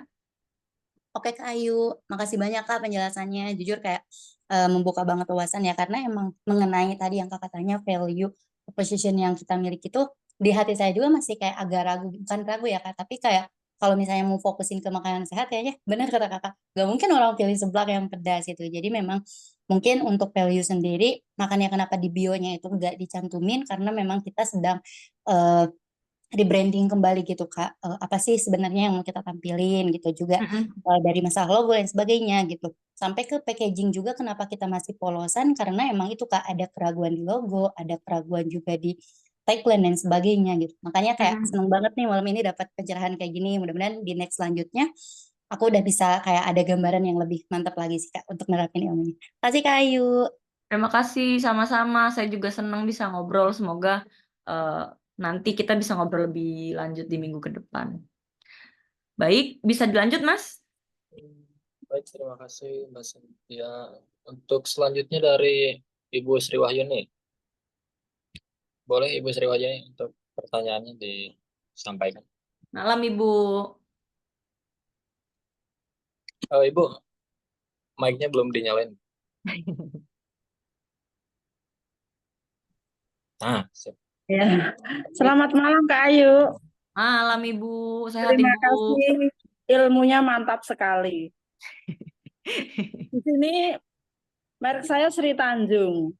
Tapi dengan adanya pelatihan ini, saya jadi gimana ya kayak logo. Wah, ini warna produk enggak kelihatan ya? Dimatiin aja Agak atau berapa? dimajuin Bu ya. Saya kebetulan belum kelihatan. Oh, belum kelihatan. Iya. Atau backgroundnya di remove dulu nggak apa-apa Bu? Dihapus Enggak. dulu aja. Sudah. Oh iya. Nah, mereknya ini Sri Tanjung. Produk Ah, kami ya selang. Logonya masih seperti ini. ah. Nah, masih seperti ini logonya. Ini warna dari kemasan kami. yang Mm-mm. jaselang. Ini yang ada gulanya. Terus Mm-mm. yang ini non gula, jadi simplisia. Mm-mm. Di Simplisia. Terus kami ada berbagai macam produk termasuk ini Jawama. Warnanya juga Mm-mm. seperti ini, logonya masih seperti ini. Jadi mohon bimbingannya untuk selanjutnya itu bagaimana? Karena sesuai dengan potensi yang ada di wilayah di daerah kami, istilahnya kita kembangkan termasuk ada bunga telang kering ini logonya Mm-mm. sama Sri Tanjung seperti ini. Terus Mm-mm. pertanyaannya untuk tipografi, untuk slogannya kami juga masih belum sesuai yang diterangkan Kak Ayu tadi. Mm-mm. Mungkin perlu pembenahan untuk kedepannya. Terus untuk Jaselang ini, karena ini izinnya itu PIRT, belum BPOM, jadi kan tidak boleh menyantumkan kayak khasiat itu tidak boleh. Yang pertama. Oh, ha-ha. Ya, yang kedua, istilahnya brand kami Jaselang itu ya produksi Sri Tanjung, tapi kemarin kami mengajukan di BPOM itu Jaselang, jahe secang ada akar alang-alangnya, itu alang-alangnya nggak boleh, Mm-mm. jadi harus dihilangkan. Nah kami istilahnya bingung, terus kita ganti dengan nama apa ya produk ini? Hmm, Ya, Jaselang itu mereknya Ibu tuh Sri Tanjung itu kan ya, Bu? ya Sri Tanjung. Nah produk Sri Tanjung itu banyak, ada bunga telang kering, Mm-mm. ada kacang hijau crispy, kan ada aneka olahan crispy sesuai dengan potensi yang ada di daerah kami. Mm-mm. Ini Jawama, Jawama itu jahe, temulawak, kunyit, yang mana alhamdulillah ini waktu COVID kemarin juga membawa berkah karena banyak konsumen kami, karena Mm-mm. ini untuk meningkatkan imun.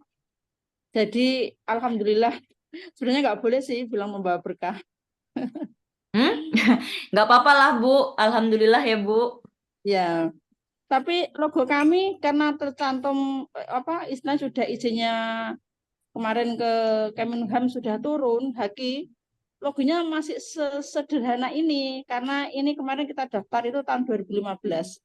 Jadi masih belum membuat logo yang bagus, yang menarik itu bagaimana belum. Terus langkah apa yang harus kami persiapkan, mohon bimbingannya Kak Ayu. Mungkin itu dulu. Terima kasih. Terima kasih, Ibu.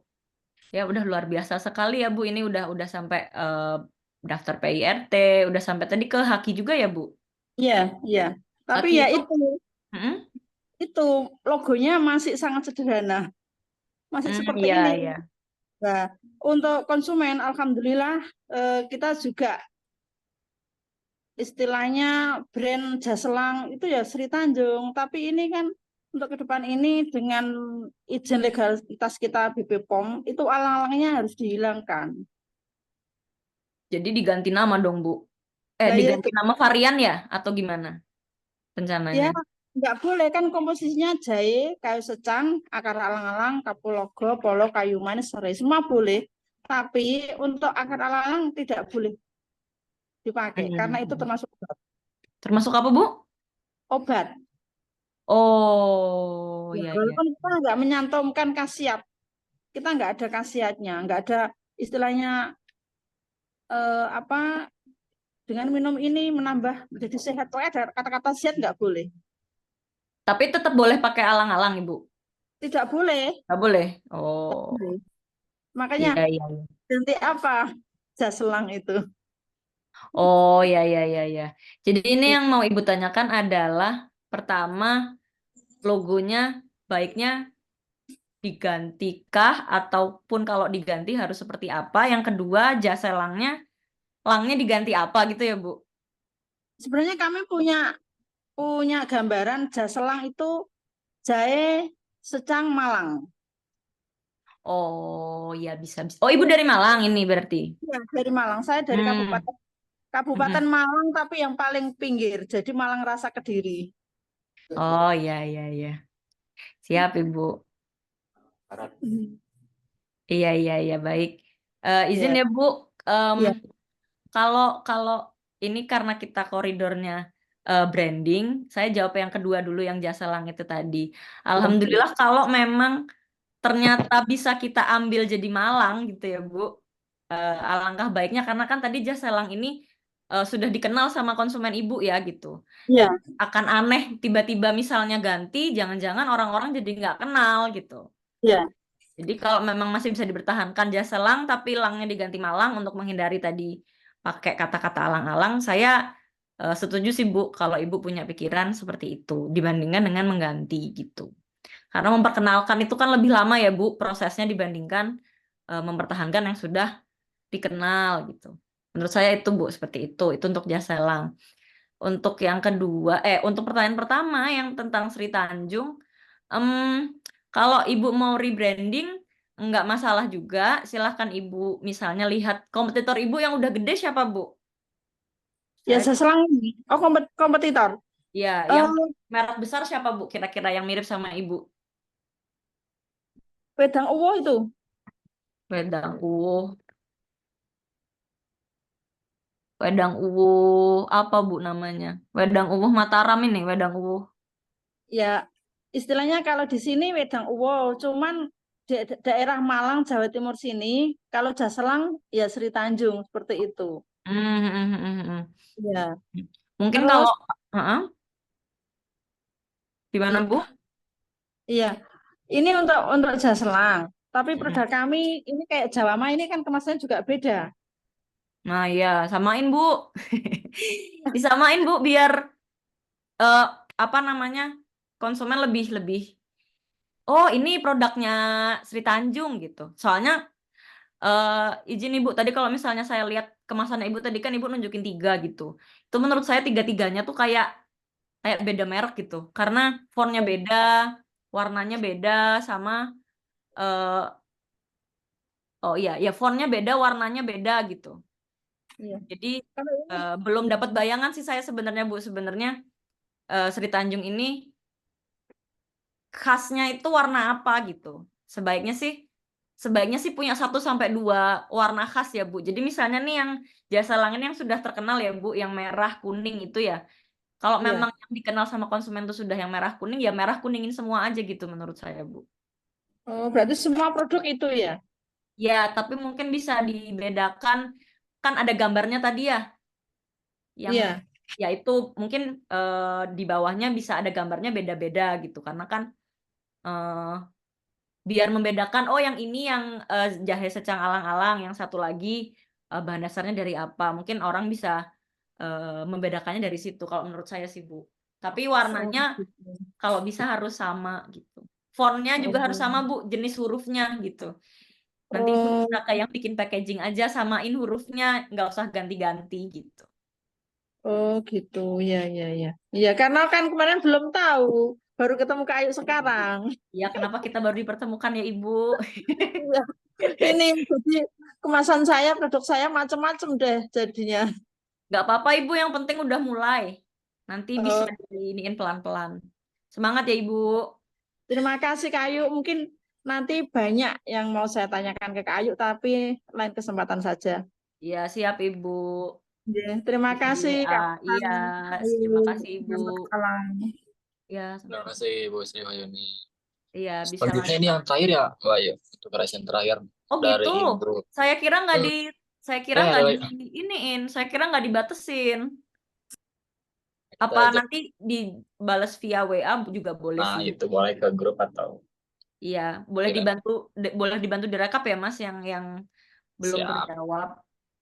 Yang Eh, terakhir itu dari Ibu Yesi Indian ya. Silakan Ibu ke untuk Sen ya. disampaikan. Oke. Ya, salam kenal Kak Ayu. Iya, Eh, salam kenal Ibu. Oke. Izin off karena sambil yang lain. Oke, Ya. jadi perkenalkan nama saya Yesinda Arista. Saya dari Bengkulu, Kak. Wih, jauh Eh, sekali. Semangat Ibu. ya dari usaha keripik talas. Brand saya itu Kriptal. Nah, jadi dulu berapa tahun yang lalu itu udah pernah di eh, mulai usahanya. Cuma karena eh, punya anak, jadi stop. Nah, saat ini itu saya mau bangun usaha lagi. Nah, yang kemarin logo saya itu masih berupa maskotnya itu masih tidak menandakan produk. Orang-orang bilang gitu, jadi harus ganti. Jadi yang mau saya tanyakan yang pertama, gimana cara atau strategi yang tepat buat memperkenalkan ulang dengan produk yang sama tapi dengan maskotnya yang berbeda. Jadi lebih cepat karena kan orang udah tahu kemarin oh maskotnya ini Kriptal tuh. Nah, yang sekarang kan karena harus ganti takutnya nanti yang kayak Ibu tadi udah di urusan legalitasnya atau sebagainya nanti apa mending sekarang maksudnya gitu gantinya kan. Nah, bagaimana strategi buat apa namanya mengenalkan lebih cepat untuk logo dengan maskot yang berbeda. Terus yang kedua, kalau dulu masih sistemnya masih sendiri. Nah, sekarang itu banyak yang bilang katanya titip jual aja. Jadi biar brandnya biar lebih cepat dikenal gitu katanya kan. Cuma setelah saya pelajari, kalau titip jual sistemnya kan konsinyasi, jadi ada resiko ke kita. Karena kan titip jual tuh Kak ada resiko ke kita nanti produknya nggak selesai nggak laku kita yang rugi kita yang nanggung gitu kan. Nah, jadi sebenarnya strategi yang paling tepat eh, untuk mengenalkan lebih luas untuk branding kita itu gimana selain dengan sosial media. Karena kalau sosial media main sendiri masih main sendiri itu ya segitu-gitu aja ininya. Eh, Kalaupun naik followers misalnya bayar nih cuma beberapa waktu, bukan dia apa dia cuma lihat tidak tidak menjamin dia beli kan gitu Kak. Itu yang mau saya tanyakan Kak. Terus yang ketiga tadi berkaitan dengan Ibu siapa tadi ya yang tanya eh kan saya ada beberapa varian tuh. Jadi value-nya itu mau saya tampilkan. eh Cuma sebaiknya di mana sih nampilinnya itu di cover yang di bagian depannya kah? Atau di bagian belakang atau seperti apa sih gitu? Atau memang eh, dan memang harus ditampilkan karena kalau yang di Bengkulu nih Kak keripik talas itu ada beberapa yang jual cuma bukan value yang saya itu sama kayak Ibu sebelah kering tadi saya tuh masaknya pakai cabai sendiri kayak sanjay Kak. Mm-mm. Jadi kayak Sanjay. Jadi produknya buat cabai sendiri. Bukan kalau yang di sini kebanyakan dia cabai-cabai bubuk, misalnya pakai bubuk gitu. Nah, harus saya tampilkan gede-gede di di ini di apa namanya di kemasan atau seperti apa? Karena takutnya nanti kalau saya gede-gedein tampilan nanti ke tadi kayak nyambung kayak ibunya tadi ke Bepomnya nanti takutnya ini ada masalah atau gimana gitu. Jadi value kita itu harus ditampilkan di mana sih itu intinya. Nah, saya sambil nyatet. Itu.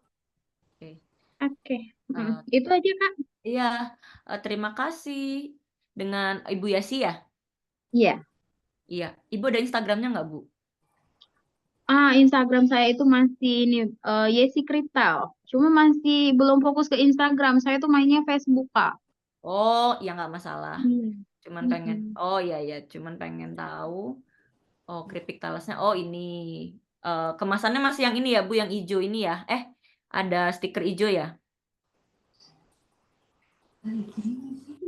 Yang ada gambar kokinya. Baik, coba saya rangkum ya Ibu tadi. Yang pertama adalah gimana cara strategi memperkenalkan ulang brandnya Kriptal ini karena sudah lama vakum gitu. Iya, Kak. Tadi kan maskotnya kan Koki tuh. Nah, itu udah orang yang di Bogor udah tahu Koki tuh ininya Kriptal. Nah, karena Koki dan saya tuh cemilan, bukan masakan, jadi ganti ulang. Banyak yang rekomen kan Oh, gitu. betul. Iya. Nah, Iya. Terus kalau yang saya ganti, kalau saya ganti kan saya harus kenal ulang nih brand ininya. Gimana Iya.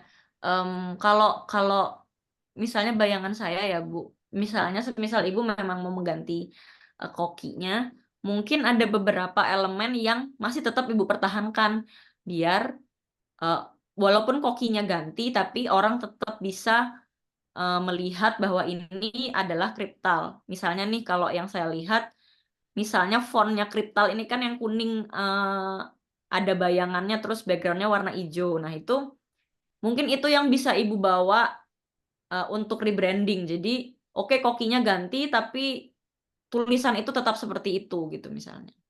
Jadi tulisan dan warna hijau yang di belakang itu. Jadi secara nggak langsung orang pasti ya walaupun nggak 100% sama, tapi orang masih alam bawah sadarnya masih tahu bahwa oh ini tuh kriptal yang dulu ya karena fontnya sama, warnanya juga sama seperti itu. Mungkin usaha untuk mempertahankan brandnya biar nggak dari nol banget adalah dengan mempertahankan elemen-elemen yang memang masih bisa dipertahankan gitu.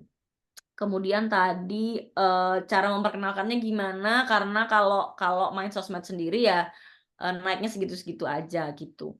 Kalau budget Ibu lumayan cukup, Ibu bisa endorse sebenarnya. Tapi sebelum endorse harus tertata dulu branding dan juga sosmednya Bu. Karena menurut saya kalau kita endorse tapi kitanya belum siap, ketika nanti orang melihat brand kita dari yang selebgramnya, kemudian buka ini kita, profil kita, oh, kok belum ada produknya nih, belum ada foto produknya. Nah itu sayang banget uangnya gitu. Jadi kalau endorse itu sebenarnya apalagi cemilan ya itu menurut saya cocok gitu untuk mengendorse orang, tapi ya itu tadi branding Ibu harus mantep dulu gitu. Kalau mau rebranding silakan dilakukan dulu, sosmednya juga kalau bisa diusahakan foto produk dulu yang baik dan juga sudah nanti ada beberapa postingan yang sudah dengan atribut branding gitu, barulah Ibu mengendorse gitu. Jadi ketika orang mau beli kita sudah siap gitu. Itu kalau budgetnya banyak. Kalau budgetnya sedikit mungkin bisa pakai ads Bu. Jadi dan ini saya nggak tahu channelnya Ibu dari mana, apakah dari online yang seperti apa, tapi kalau di marketplace kalau budgetnya sedikit bisa langsung ads di marketplace aja gitu kan, ditambah dengan voucher-voucher follow dan lain sebagainya. Nah itu bisa mempercepat orang memfollow gitu ya, memfollow akhirnya bisa terpapar dengan brand kita gitu. Terus yang kedua tadi titip jual itu ada resiko kalau konsinyasi, mungkin bisa coba reseller sih Bu, bisa mencari reseller gitu. Jadi kalaupun orang nggak nyari kita tapi kita menawarkan diri aja gitu. Jadi ini kita open reseller, tapi ya itu tadi brandingnya harus mantep dulu supaya orang yakin sama kita, dan biasanya orang itu lebih mau ambil barang di kita kalau sudah ada testimoni gitu. Jadi nanti setelah rebranding penting juga untuk Ibu misalnya ada review-review atau misalnya sudah dipesan oleh sekian banyak orang, itu harus ada di brandingnya Ibu supaya orang yakin untuk mengambil keripik talas untuk dia jadikan produk untuk dijual gitu. Itu yang kedua. Yang ketiga, value-nya ditampilkan di mana. Tadi Ibu menjelaskan bahwa value-nya keripik talas ini adalah dibuat dengan cabai yang alami tapi nggak mau menyebutkan cabenya juga gitu ya karena terkait dengan BPOM dan lain sebagainya. Ditampilkan di mana sebenarnya bisa di mana-mana sih Bu. Bahkan kalau memang itu value utamanya, menurut saya memang harus terlihat di mana-mana, kayak di kemasan harus terlihat gitu ya. Misalnya walaupun nggak ada kata-kata dengan cabai asli atau lain sebagainya, bisa diusahakan dengan misalnya gambar cabai, terus misalnya ya Ibu studilah kata-kata yang kira-kira nggak sensitif gitu ya, tapi asalkan menggambarkan bahwa ini tidak pakai bahan yang berpengawet gitu misalnya. Tapi itu harus ada di bio Instagram, harus ada di kemasan, dan juga kalau ada marketplace harus ada di keterangan marketplace. Pokoknya di segala atribut branding yang ada logo Ibu tuh harus menjelaskan bahwa keripik ini adalah keripik yang pakai bahan alami atau pakai kata-kata lain tadi yang nggak sensitif. Yang penting menggambarkan bahwa pakai cabai yang berkualitas dan lain sebagainya. Terus apa lagi tadi nih Bu? Oh iya sudah sih itu aja. Mungkin gimana Bu Yesi? Iya, cukup. Semoga menjawab ya Bu. Semoga Iya. bisa kita bahas lebih lanjut nanti di pertemuan selanjutnya. Siap. Makasih Kak Ayu. Semangat Ibu. Saya kembalikan ke Mas Mukta ya. Ya, baik, terima kasih Ibu Yesi. Semoga merasa terjawab ya dari pertanyaannya. Dan ini tadi ada yang kelewat nih Mbak Ayu dari kolom chat. Itu pertanyaan Iya, dari boleh. Ibu Siti Hanifah. Ibu Siti Hanifah apa masih di Zoom?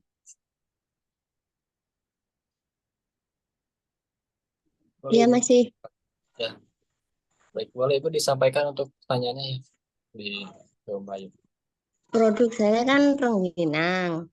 Rengginang itu kan makanan jadul yang identik disukai oleh orang tua. Terus bagaimana caranya biar rengginang itu masuk ke semua kalangan? Misalnya anak muda dan maksud remaja dan orang dewasa. Makasih. Oke. Berarti harapannya adalah rengginangnya Ibu ini Ibu pengen tawarkan ke semua kalangan. Nah, ini tadi berarti kasusnya hampir sama dengan sebelah tadi gitu, bahwa mungkin karakternya itu nggak punya kesamaan secara usia, tapi ada kesamaan yang secara mereka suka makanan ringan gitu, tapi range usianya jauh ya Bu, dari ada yang muda banget sampai ada yang tua banget. Tapi kita asumsikan gini Bu, kita asumsikan pasti walaupun itu untuk semua kalangan, menurut saya pasti ada dominannya Bu, gitu menurut saya ya. Jadi memang kita itu agak sulit kalau mau melayani semua range usia gitu ya. Tapi kita bisa memilih gitu. Misalnya Ibu merasa yang beli akan lebih banyak anak muda gitu. Atau misalnya Ibu pengennya ya melayani anak muda gitu. Mudanya ini usia berapa misalnya ya mungkin nggak muda-muda banget ya Bu, misalnya 20 sampai 30 gitu misalnya. Ya sudah berarti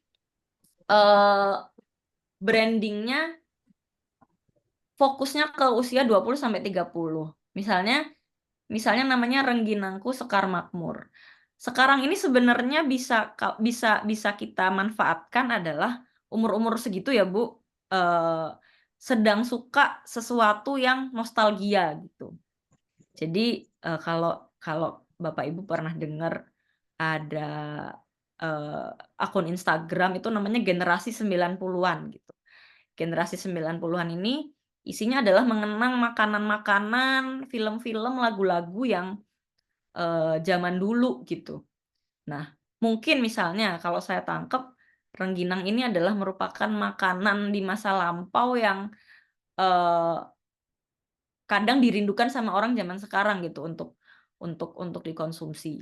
Jadi bisa memanfaatkan tren nostalgia itu, jadi namanya tetap Rengginangku Segar Makmur, tapi misalnya logonya dibuat yang lebih kekinian, tapi tetap ada unsur nostalgianya. Itu dari segi branding, dari segi produknya mungkin misalnya kalau rengginang yang dulu itu bentuknya lebih besar dan sulit untuk dibawa kemana-mana.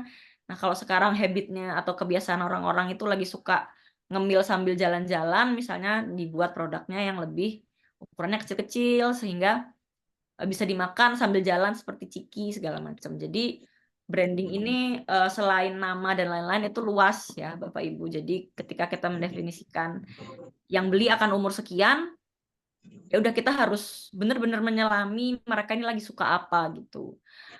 Habitnya dulu makan rengginang seperti ini, sekarang seperti ini ya bisa jadi kita harus mencoba membranding rengginang kita menjadi lebih kekinian, jadi lebih kecil, mungkin ada rasa-rasanya dan lain sebagainya. Gitu. Itu beberapa usaha ya Bu untuk bisa disukai semua kalangan. Semoga membantu ya Ibu Siti. Terima kasih Bu. Makasih Mbak. Ini ada yang kelewat ya Mas Muka. Ya, Coba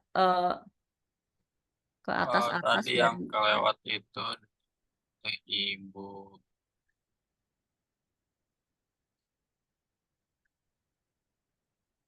dari Bu Suci Awani ya. Bu Suci Awani masih di Zoom kah? Masih, Mas. Oh, baik. Boleh Ibu Ay- disampaikan pertanyaannya. Oh ya. Nah, gini Mbak Ayu. Kita kan punya slogannya itu tidak pakai bahasa Indonesia. Handmade with love. Nah, tapi saya kira itu mudah untuk diartikan. Menurut Mbak Ayu gimana itu? Maksudnya tuh untuk slogan kita itu apa pakai bahasa Indonesia atau gimana gitu? Enggak Gitu harus aja. sih Bu. Enggak harus bahasa Indonesia sih. Karena kalau yang saya baca kan ini bahasa Inggris yang umum gitu. Iya, Dan bagus aja sih untuk produk handmade. Ada unsur cinta ya. Tadi kan kita Iya. membahas bahwa slogan itu sekarang orang-orang lagi suka yang emosional gitu. Menurut saya sih oke sih Bu. Oh ya. Oh ya dah. Makasih kalau gitu Mbak Ayu. Karena banyak orang bilang produksinya kan masih untuk Indonesia, maksudnya kan belum untuk di luar kok pakai bahasa luar maksudnya gitu. Jadi kita kadang ragu-ragu. Justru itu harapan yang besar Ibu. Jadi ntar kalau Ibu ekspor nggak usah ganti slogan lagi, udah langsung. Terima kasih, amin ya. Deadlock, Ya udah, ya. terima kasih itu aja Mbak Ayu. Iya, semangat Ibu. Ya, Mbak Ayu. Oke, ini ada dari Ibu Widya. Satu lagi kali ya Mas, habis itu udah.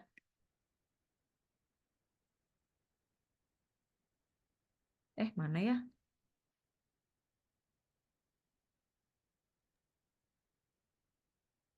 Halo, selamat malam Kak Ayu. Oh iya, selamat malam.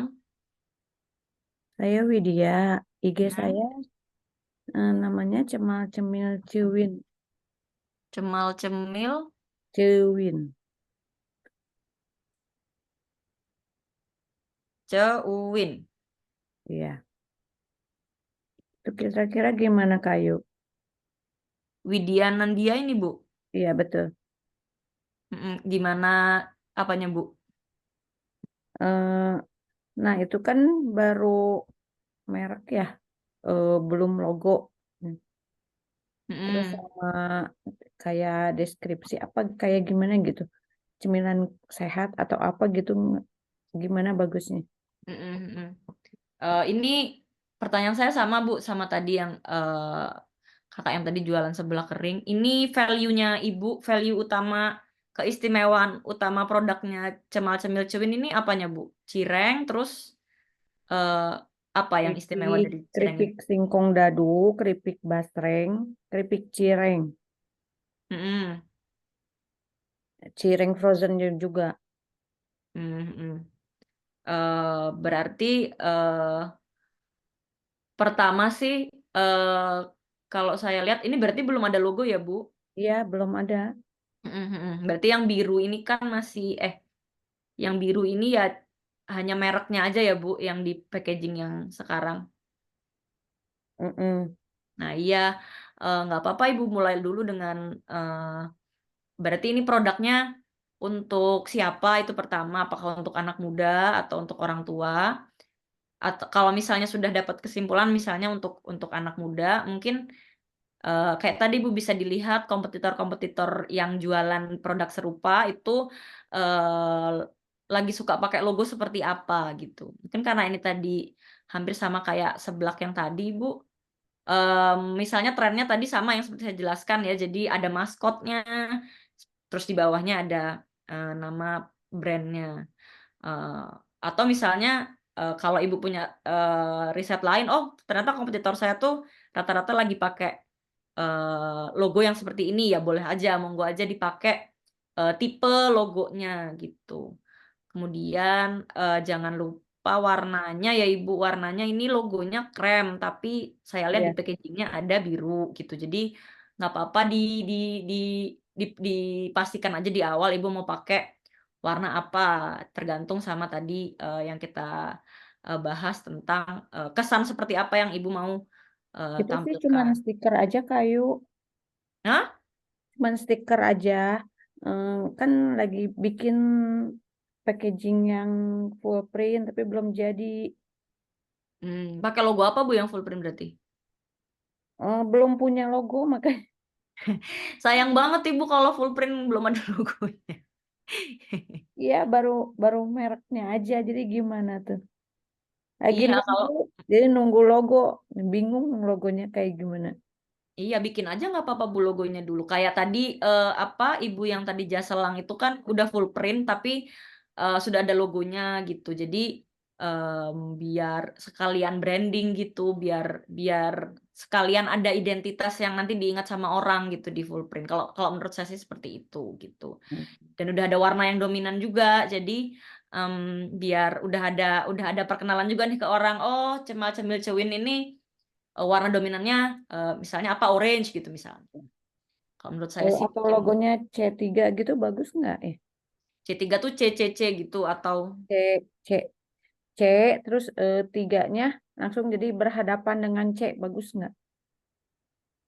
hmm, bagus atau enggak tuh kalau kalau saya sih nggak punya bukan kalau iya kalau saya tuh nggak punya kapasitas untuk bilang bagus atau enggak karena kan itu selera ya Bu. Tapi selama itu punya alasan gitu misalnya Ibu bisa kasih alasan misalnya nih C3-nya adalah seperti bentuknya cireng tapi misalnya kroak gitu dan tiganya juga gitu misalnya. Dapat inspirasinya dari situ nanti bentuknya dibikin juga biar orang bisa membayangkan oh ini kayak kayak logonya misalnya logo Apple di handphone gitu Apple Kroak nah ini cireng Kroak tapi C dan 3 misalnya inspirasinya dari situ Oh itu iya iya. sah-sah aja gitu menurut saya Oh. asalkan ada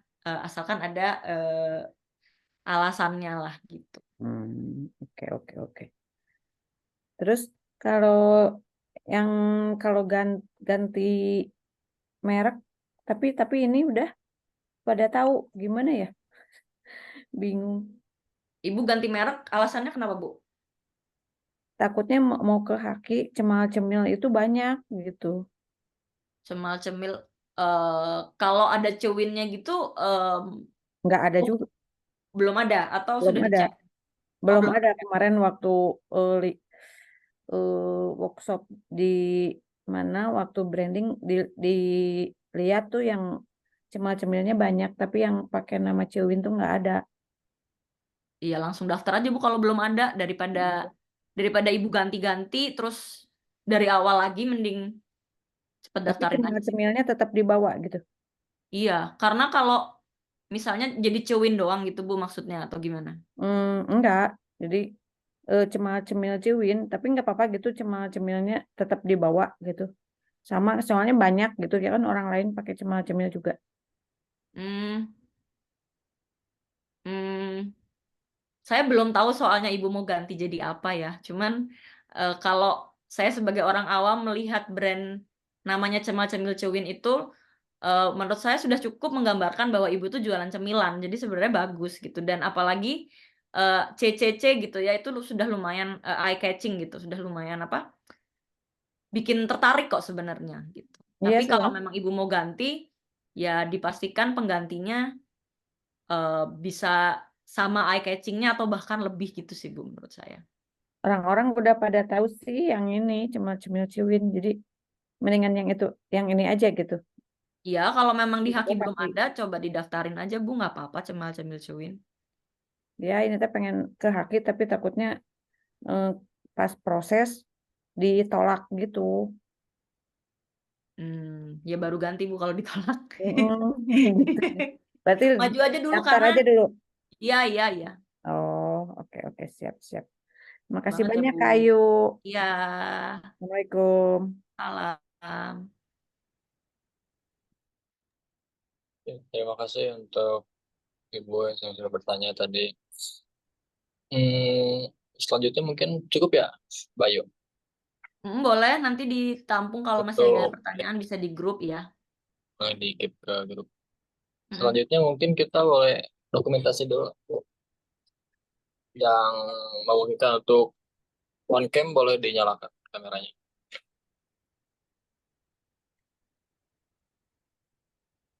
Boleh.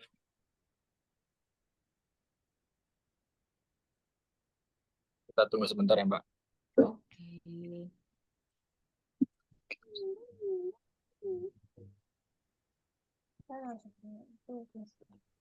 Masih ada yang siap-siap atau sudah semua?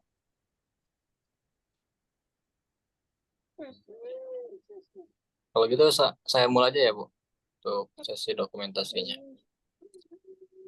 Hitungan ketiga dari 1, 2, 3. Oke, satu kali lagi. 1, 2, 3. Slide 1, 1, 2, 3. Baik, terima kasih Bapak Ibu untuk pertemuan kita yang di weekly conference di pertemuan 1. Selanjutnya saya akan share link daftar hadir ya. Jadi mohon untuk tetap standby di Zoom. So,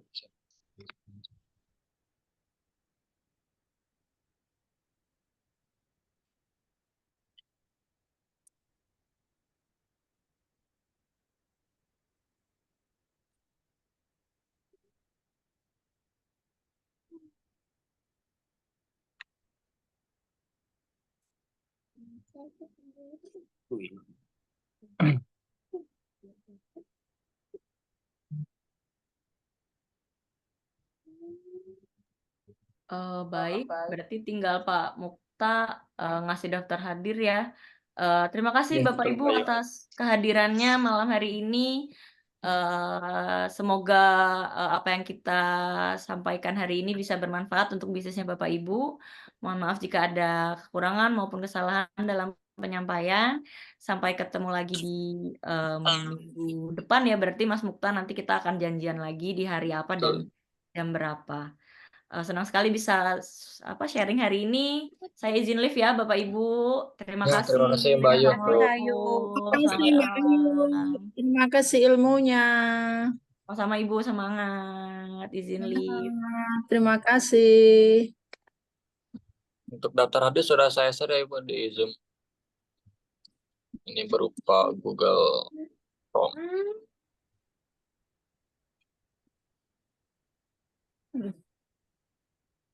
Nanti saya daftar direct. Bisa kebuka Bapak Ibu? Bisa, Mas. Bapak Ibu boleh diisi terlebih dahulu ya.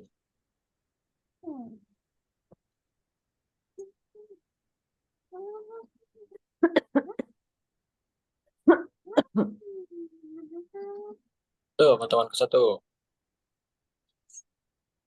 Pertemuan Yang udah pertama. absen boleh live, Kak. Boleh, silakan Ibu. Terima kasih. Daftar direct kok gak iso. Kenapa Bu? Daftar hadirnya di mana, Mas? Itu ada Bu di kolom chat yang link saya kasih. Di grup atau di Di Zoom, Zoom. Kolom chat Zoom. Oh ya ya ya, makasih. Ada Bu? Ada. Baik. Silakan Bu diisi. Makasih.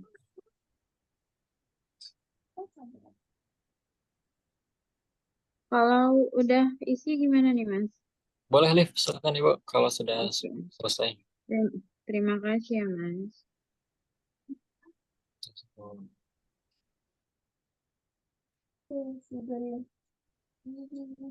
Oke, terima kasih Bu.